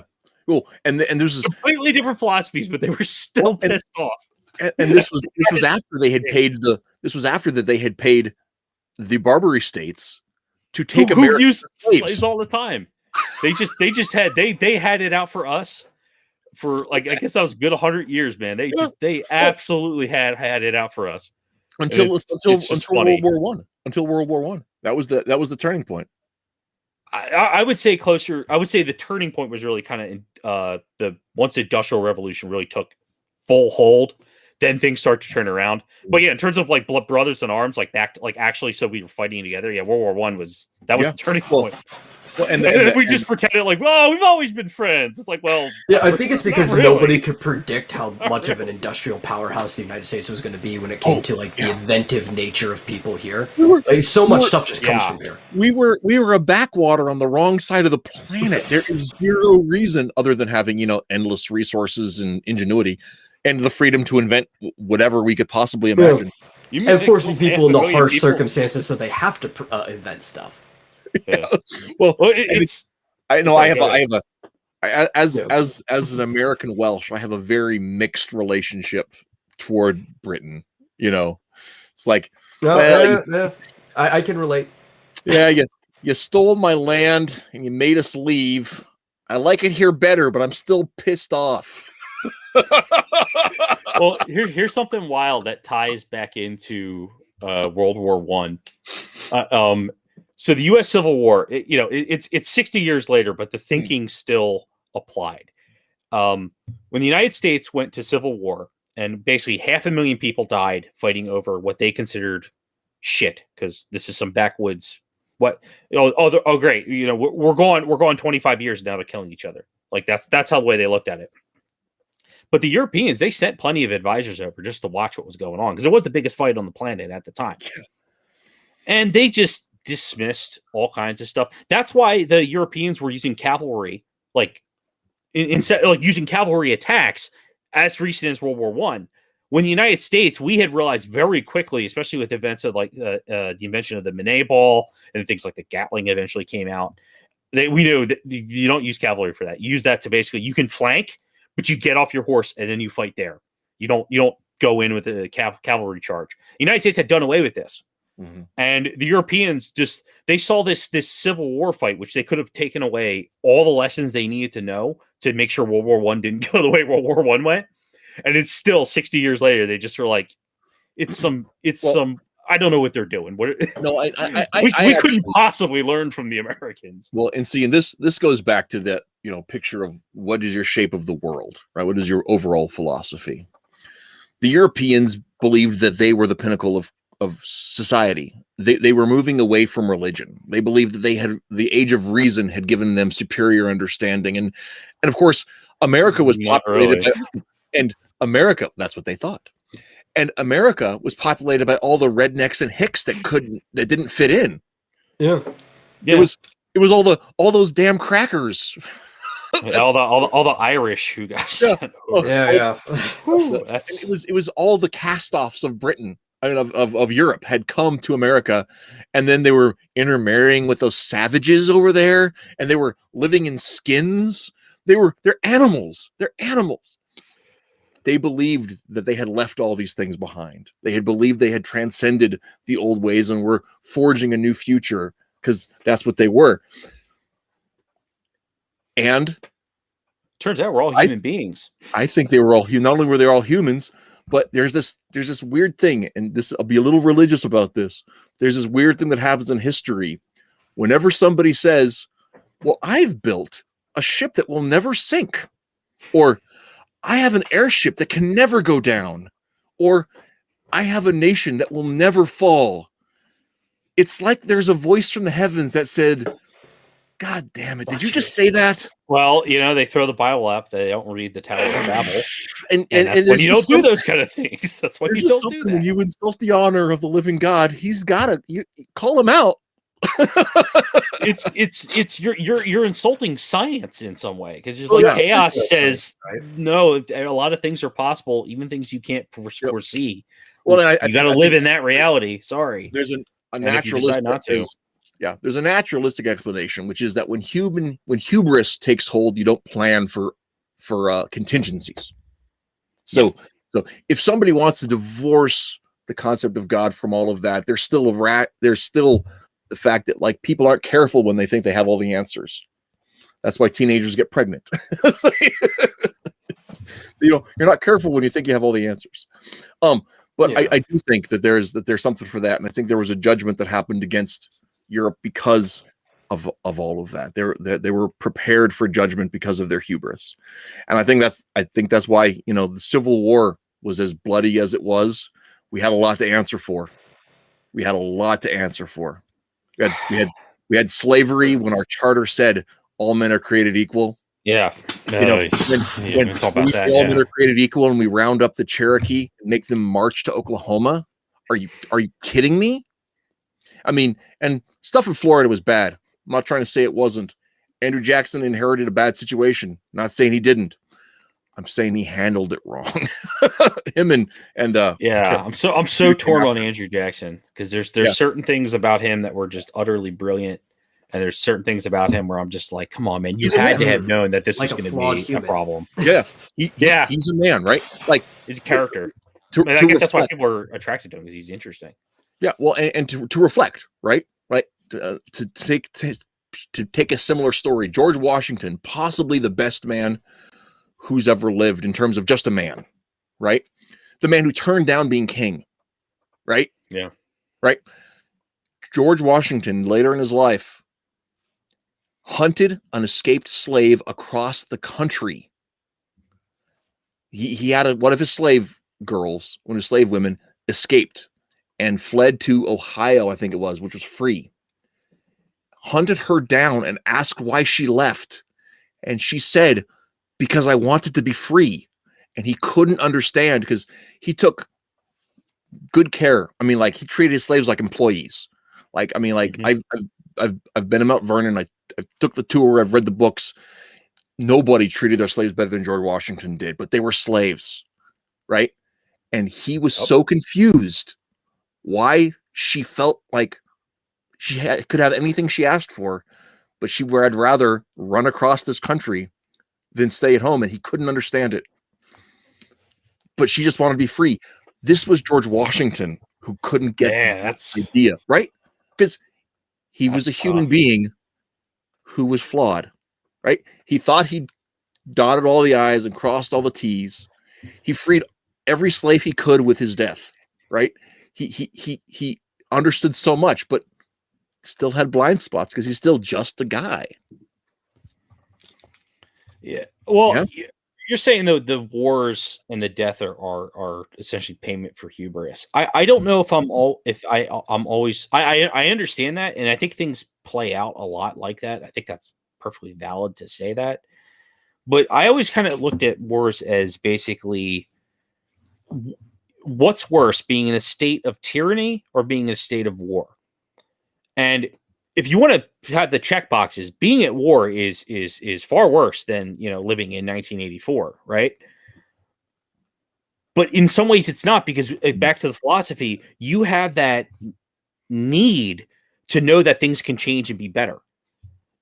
And if you don't have that as a human being, you're going to be miserable. And to me, it's like seeing the war. It's like that's the hardship of the person who gets on a horse and travels across the country to Oregon or something. And it sucks. Why would you do that? Yeah, okay, life in New York City wasn't amazing for you, but that sucks. And in fact, when you get there, it might be really hard. But people do it. But human beings have always done that. Always. It is inherent in our condition. And people resist that. They think comfort is the ultimate thing that should be sought. And the government should just make people comfortable, and you should be given this and this and this.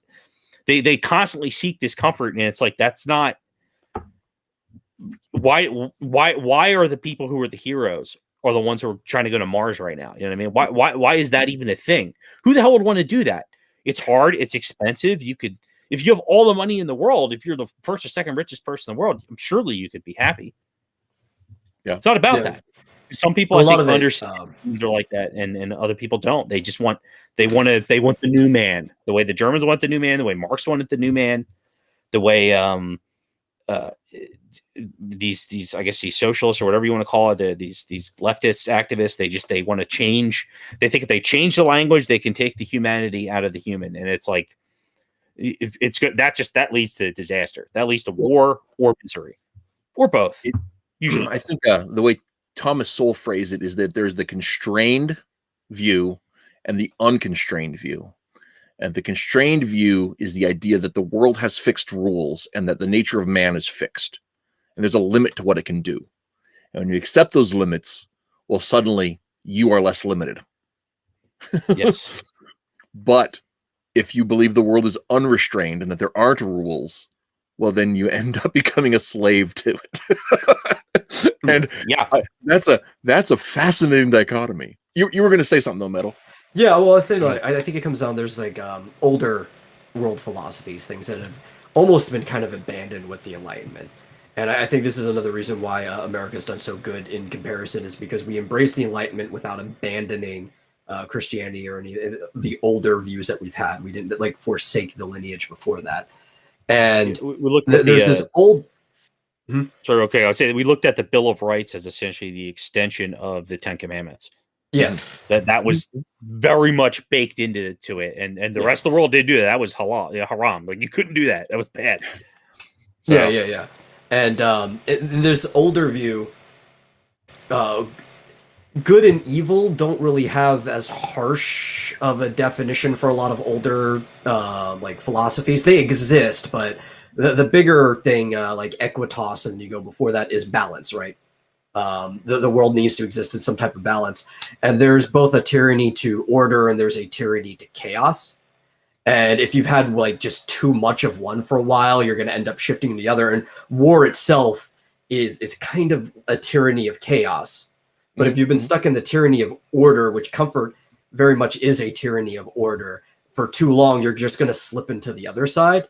And you even see like some older societies, especially you're going to go back to like during the Romance of the Three Kingdoms, right?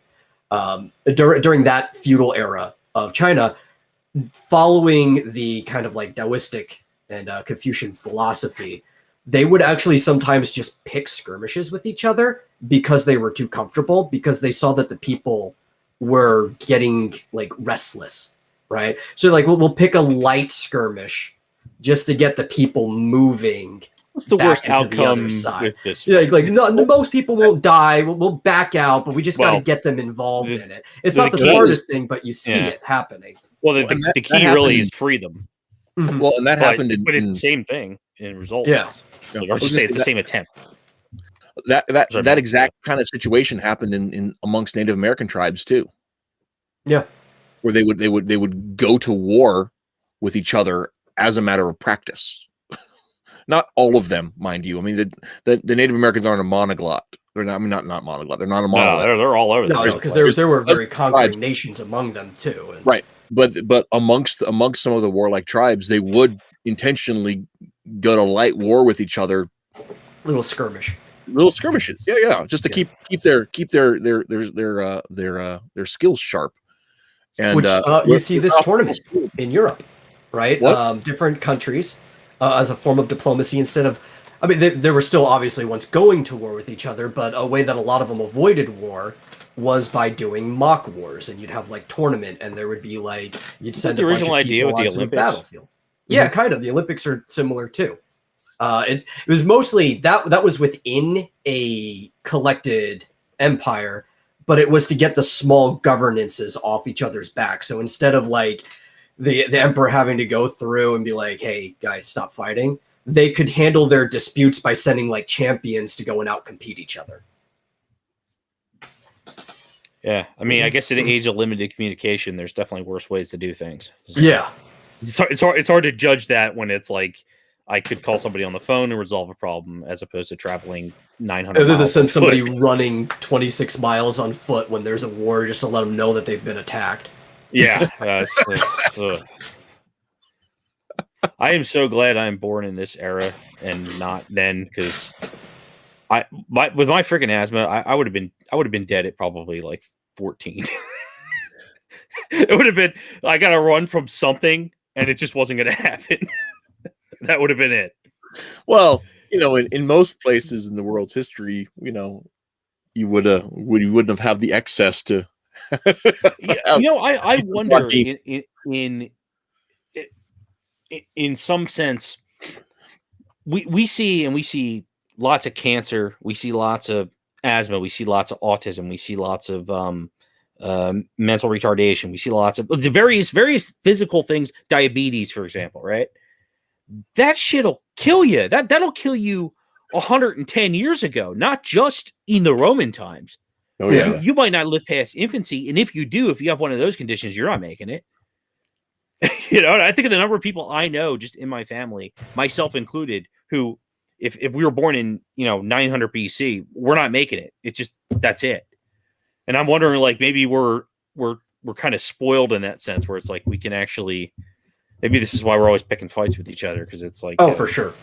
Like, Yeah, I think oh, there's you know. a lot of it. Yeah. I think that's part of it. I think also it's just the fact that, like, I and maybe this is me being a bit Pollyanna about it, but we have been so insulated from having to actually think as a society. We're not taught the whys of things or how to suss out the whys.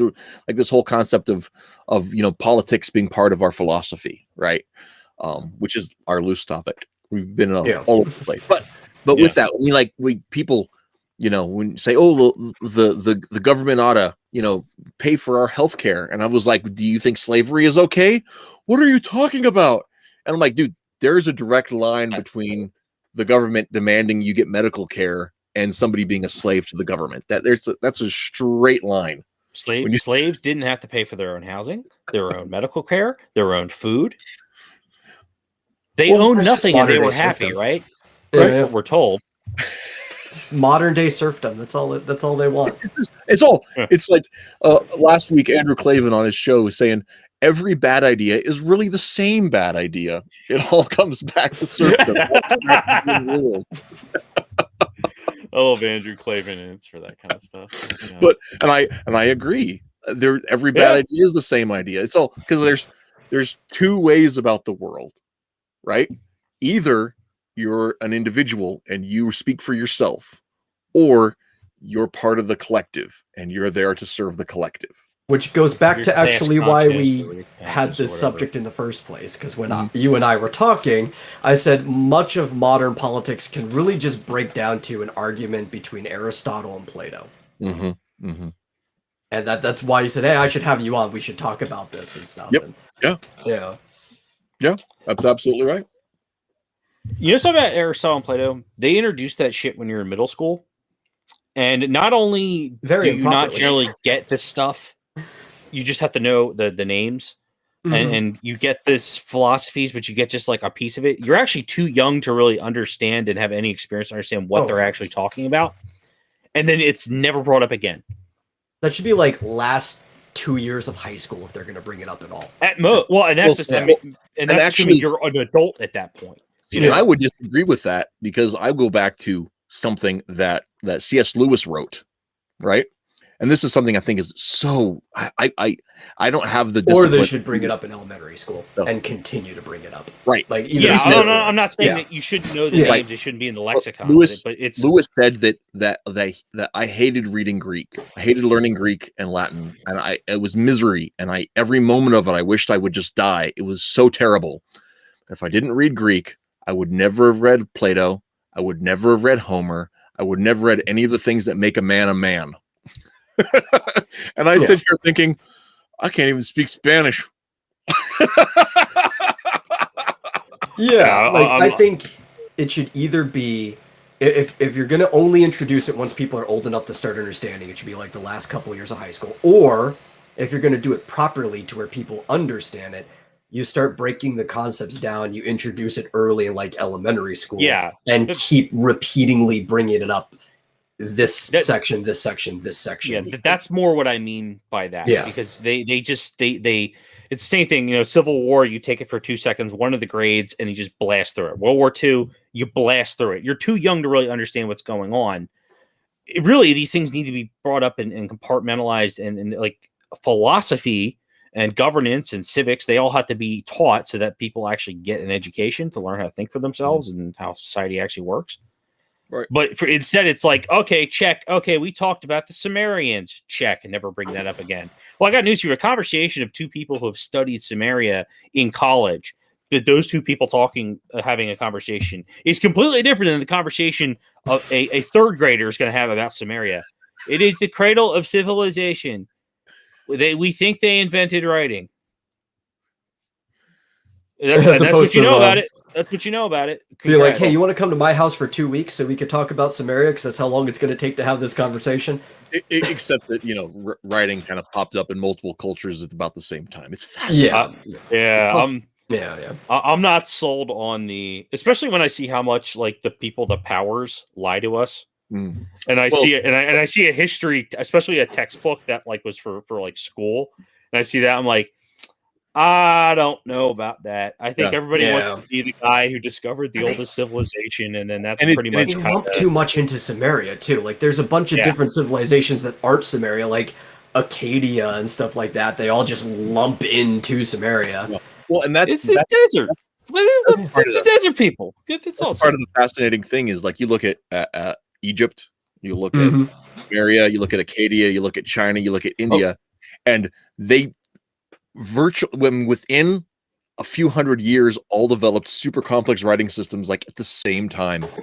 Egypt is unbelievably fascinating historically, and it's something that sometimes they call it the missing link, but I think it's more of the oops, we let the cat out of the bag, because when you look at Egypt, you've got the Roman Greco-Roman Egypt, which is you got your Cleopatras, you got your Ptolemaic Egypt. Yeah. You've got your Africa-centric Egypt. You've got your Middle Eastern-centric Egypt. You've got your almost independent North African Egypt. You've got the people who were the pharaohs who claimed the pyramids as signs of their authority, and then you've got the actual people who built the pyramids who came before them. Like it's wild. Egypt is it's a desert. Wasn't always desert. And imagine there was a lake. Like how long does this civilization go back? And then when they find a 12,000-year-old civilization in Peru, and everybody's like shocked. It's like, well, we should have seen this coming. There's something more to what's going on. Yeah, and there were Egyptians that sailed across the freaking seas to other continents. Egyptians, South Asians. You've got and it goes all the way back to I don't want to say proto-human, but there was human, Homo sapien, and then there was Neanderthal, and there was Diocletian or whatever the hell the other one. There's several that were but it's like there's a really rich, wild ass history somewhere in there, and we don't care. I guess I don't know. I have a lot of skepticism about some of that stuff, but one of the specific things is about the out of Africa hypothesis, because because one of the reasons they talk about it is like, oh, we have the oldest this and this and this based on it. And I was like, yeah, but where else is going to have the deposits like you're looking? Where's it going to be determined? Right. If we were to imagine that like the cradle of civilization is the cradle of civilization, there and Sumer and Acadia. Mm-hmm. Those have been built over and over and over and over so many times, you're not necessarily going to find ancient remains in the same way, or other terrains. Like you can have a whole different kind of a thing, and you're not going to find. It's the cradle of research into ancient civilization. Yeah, it's not necessarily the cradle of civilization. Even the Sumerians in their own texts say that they were not the first. Yeah. Right. They say it. They straight up say it, and it's like, oh, I guess we don't believe that. No, you're being too. You're not giving yourself enough credit. It's like, in Africa, like where they found so many of the stuff in Africa are places that were undisturbed, as far as we can tell, until it was disturbed. Yeah, there's lots of places on the planet that were disturbed. There was a recent discovery. They found like an older Homo sapien in, I think it was Europe. It would have been like the Dutch found it or something. Like it just was some site they had dug up, and now that's calling into question all the. It's like, the place we found the earliest human remains was Africa. That doesn't necessarily mean that's exactly where it started. We don't know. It's cool. Africa's got a lot of information. Africa's had empires rise and fall. I mean, Africa's a cool place. I mean, it's a cradle of life in the sense of there's a reason people went from Europe to Africa, because Africa's a nice place. Well, parts of it. Parts of it, let's say. It's a resource heavy. Let's just say it's a rich place where humans have spent at least a large amount of time. Like, no Africa, there's not a lot of things. every continent's got an armpit, you know. But it's, I don't know. It's just people, they're very reluctant to shift when they find something that's older. They got to make excuses, and it's like, stop making excuses. We actually don't know. It's okay not to know the full origin. And see, and that's part of okay. that's what gets me so crazy is when somebody says, you know, they take a look at this thing and they're like, pronounce anything with this kind of certainty, right? Like, well, we know that da da da da da. Like even like carbon dating, like depends upon so many assumptions. Like you know this was never disturbed, and you know how much carbon that deer had taken in before it, you know, it was covered in mud. I mean, you just know because you weren't there. Well, you also, like, radiation in the local area could disturb carbon dating, right? Like, not a lot of things can, but you'd be surprised how much radiation is just randomly throughout the earth. How about a comet hitting Greenland 12,000 years ago? You think that caused some problems? Yeah. Oh, the myths of civilizations disappearing into the ocean. Well, do you think a comet hitting the North Pole area might have had something to do with that?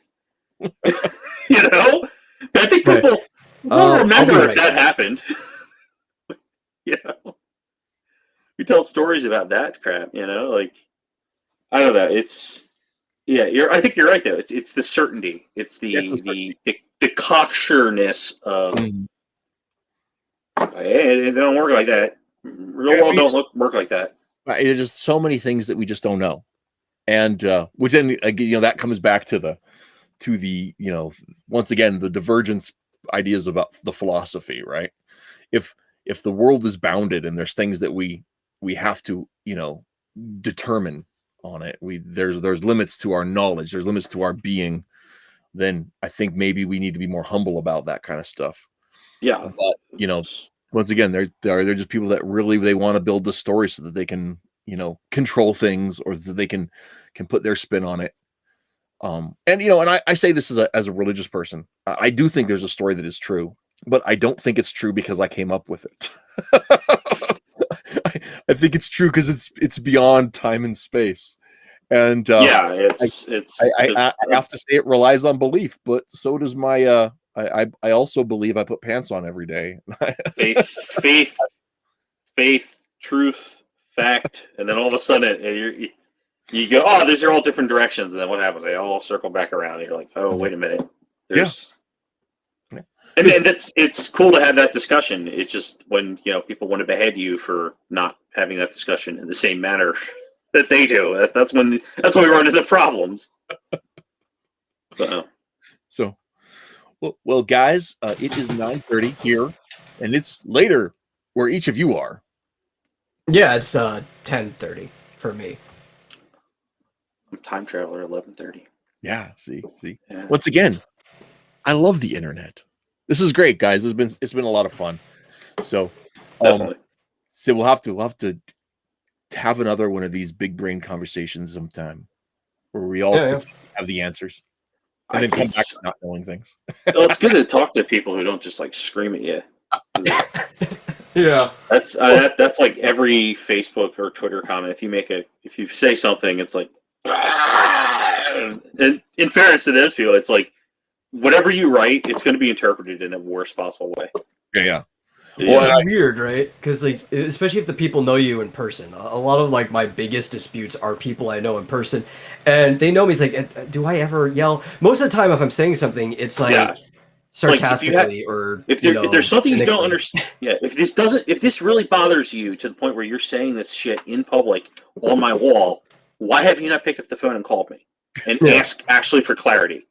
Because I don't have all the tools in my arsenal to communicate specifically to you. I'm trying my best. I'm not going to try to be obtuse, but it's like, you know, if you're making a joke and then people get offended, and you have to, like, you know. And maybe you first like try to read my statement in my voice, like the way I would say it to you, and then try to interpret it. Like, is he is he yelling as he's saying this, or is he just casually spitting it out like he always does? You used to be able to just call somebody on the phone if you thought you had offended them, or if they had offended you, and then you talk to them, and then, you know.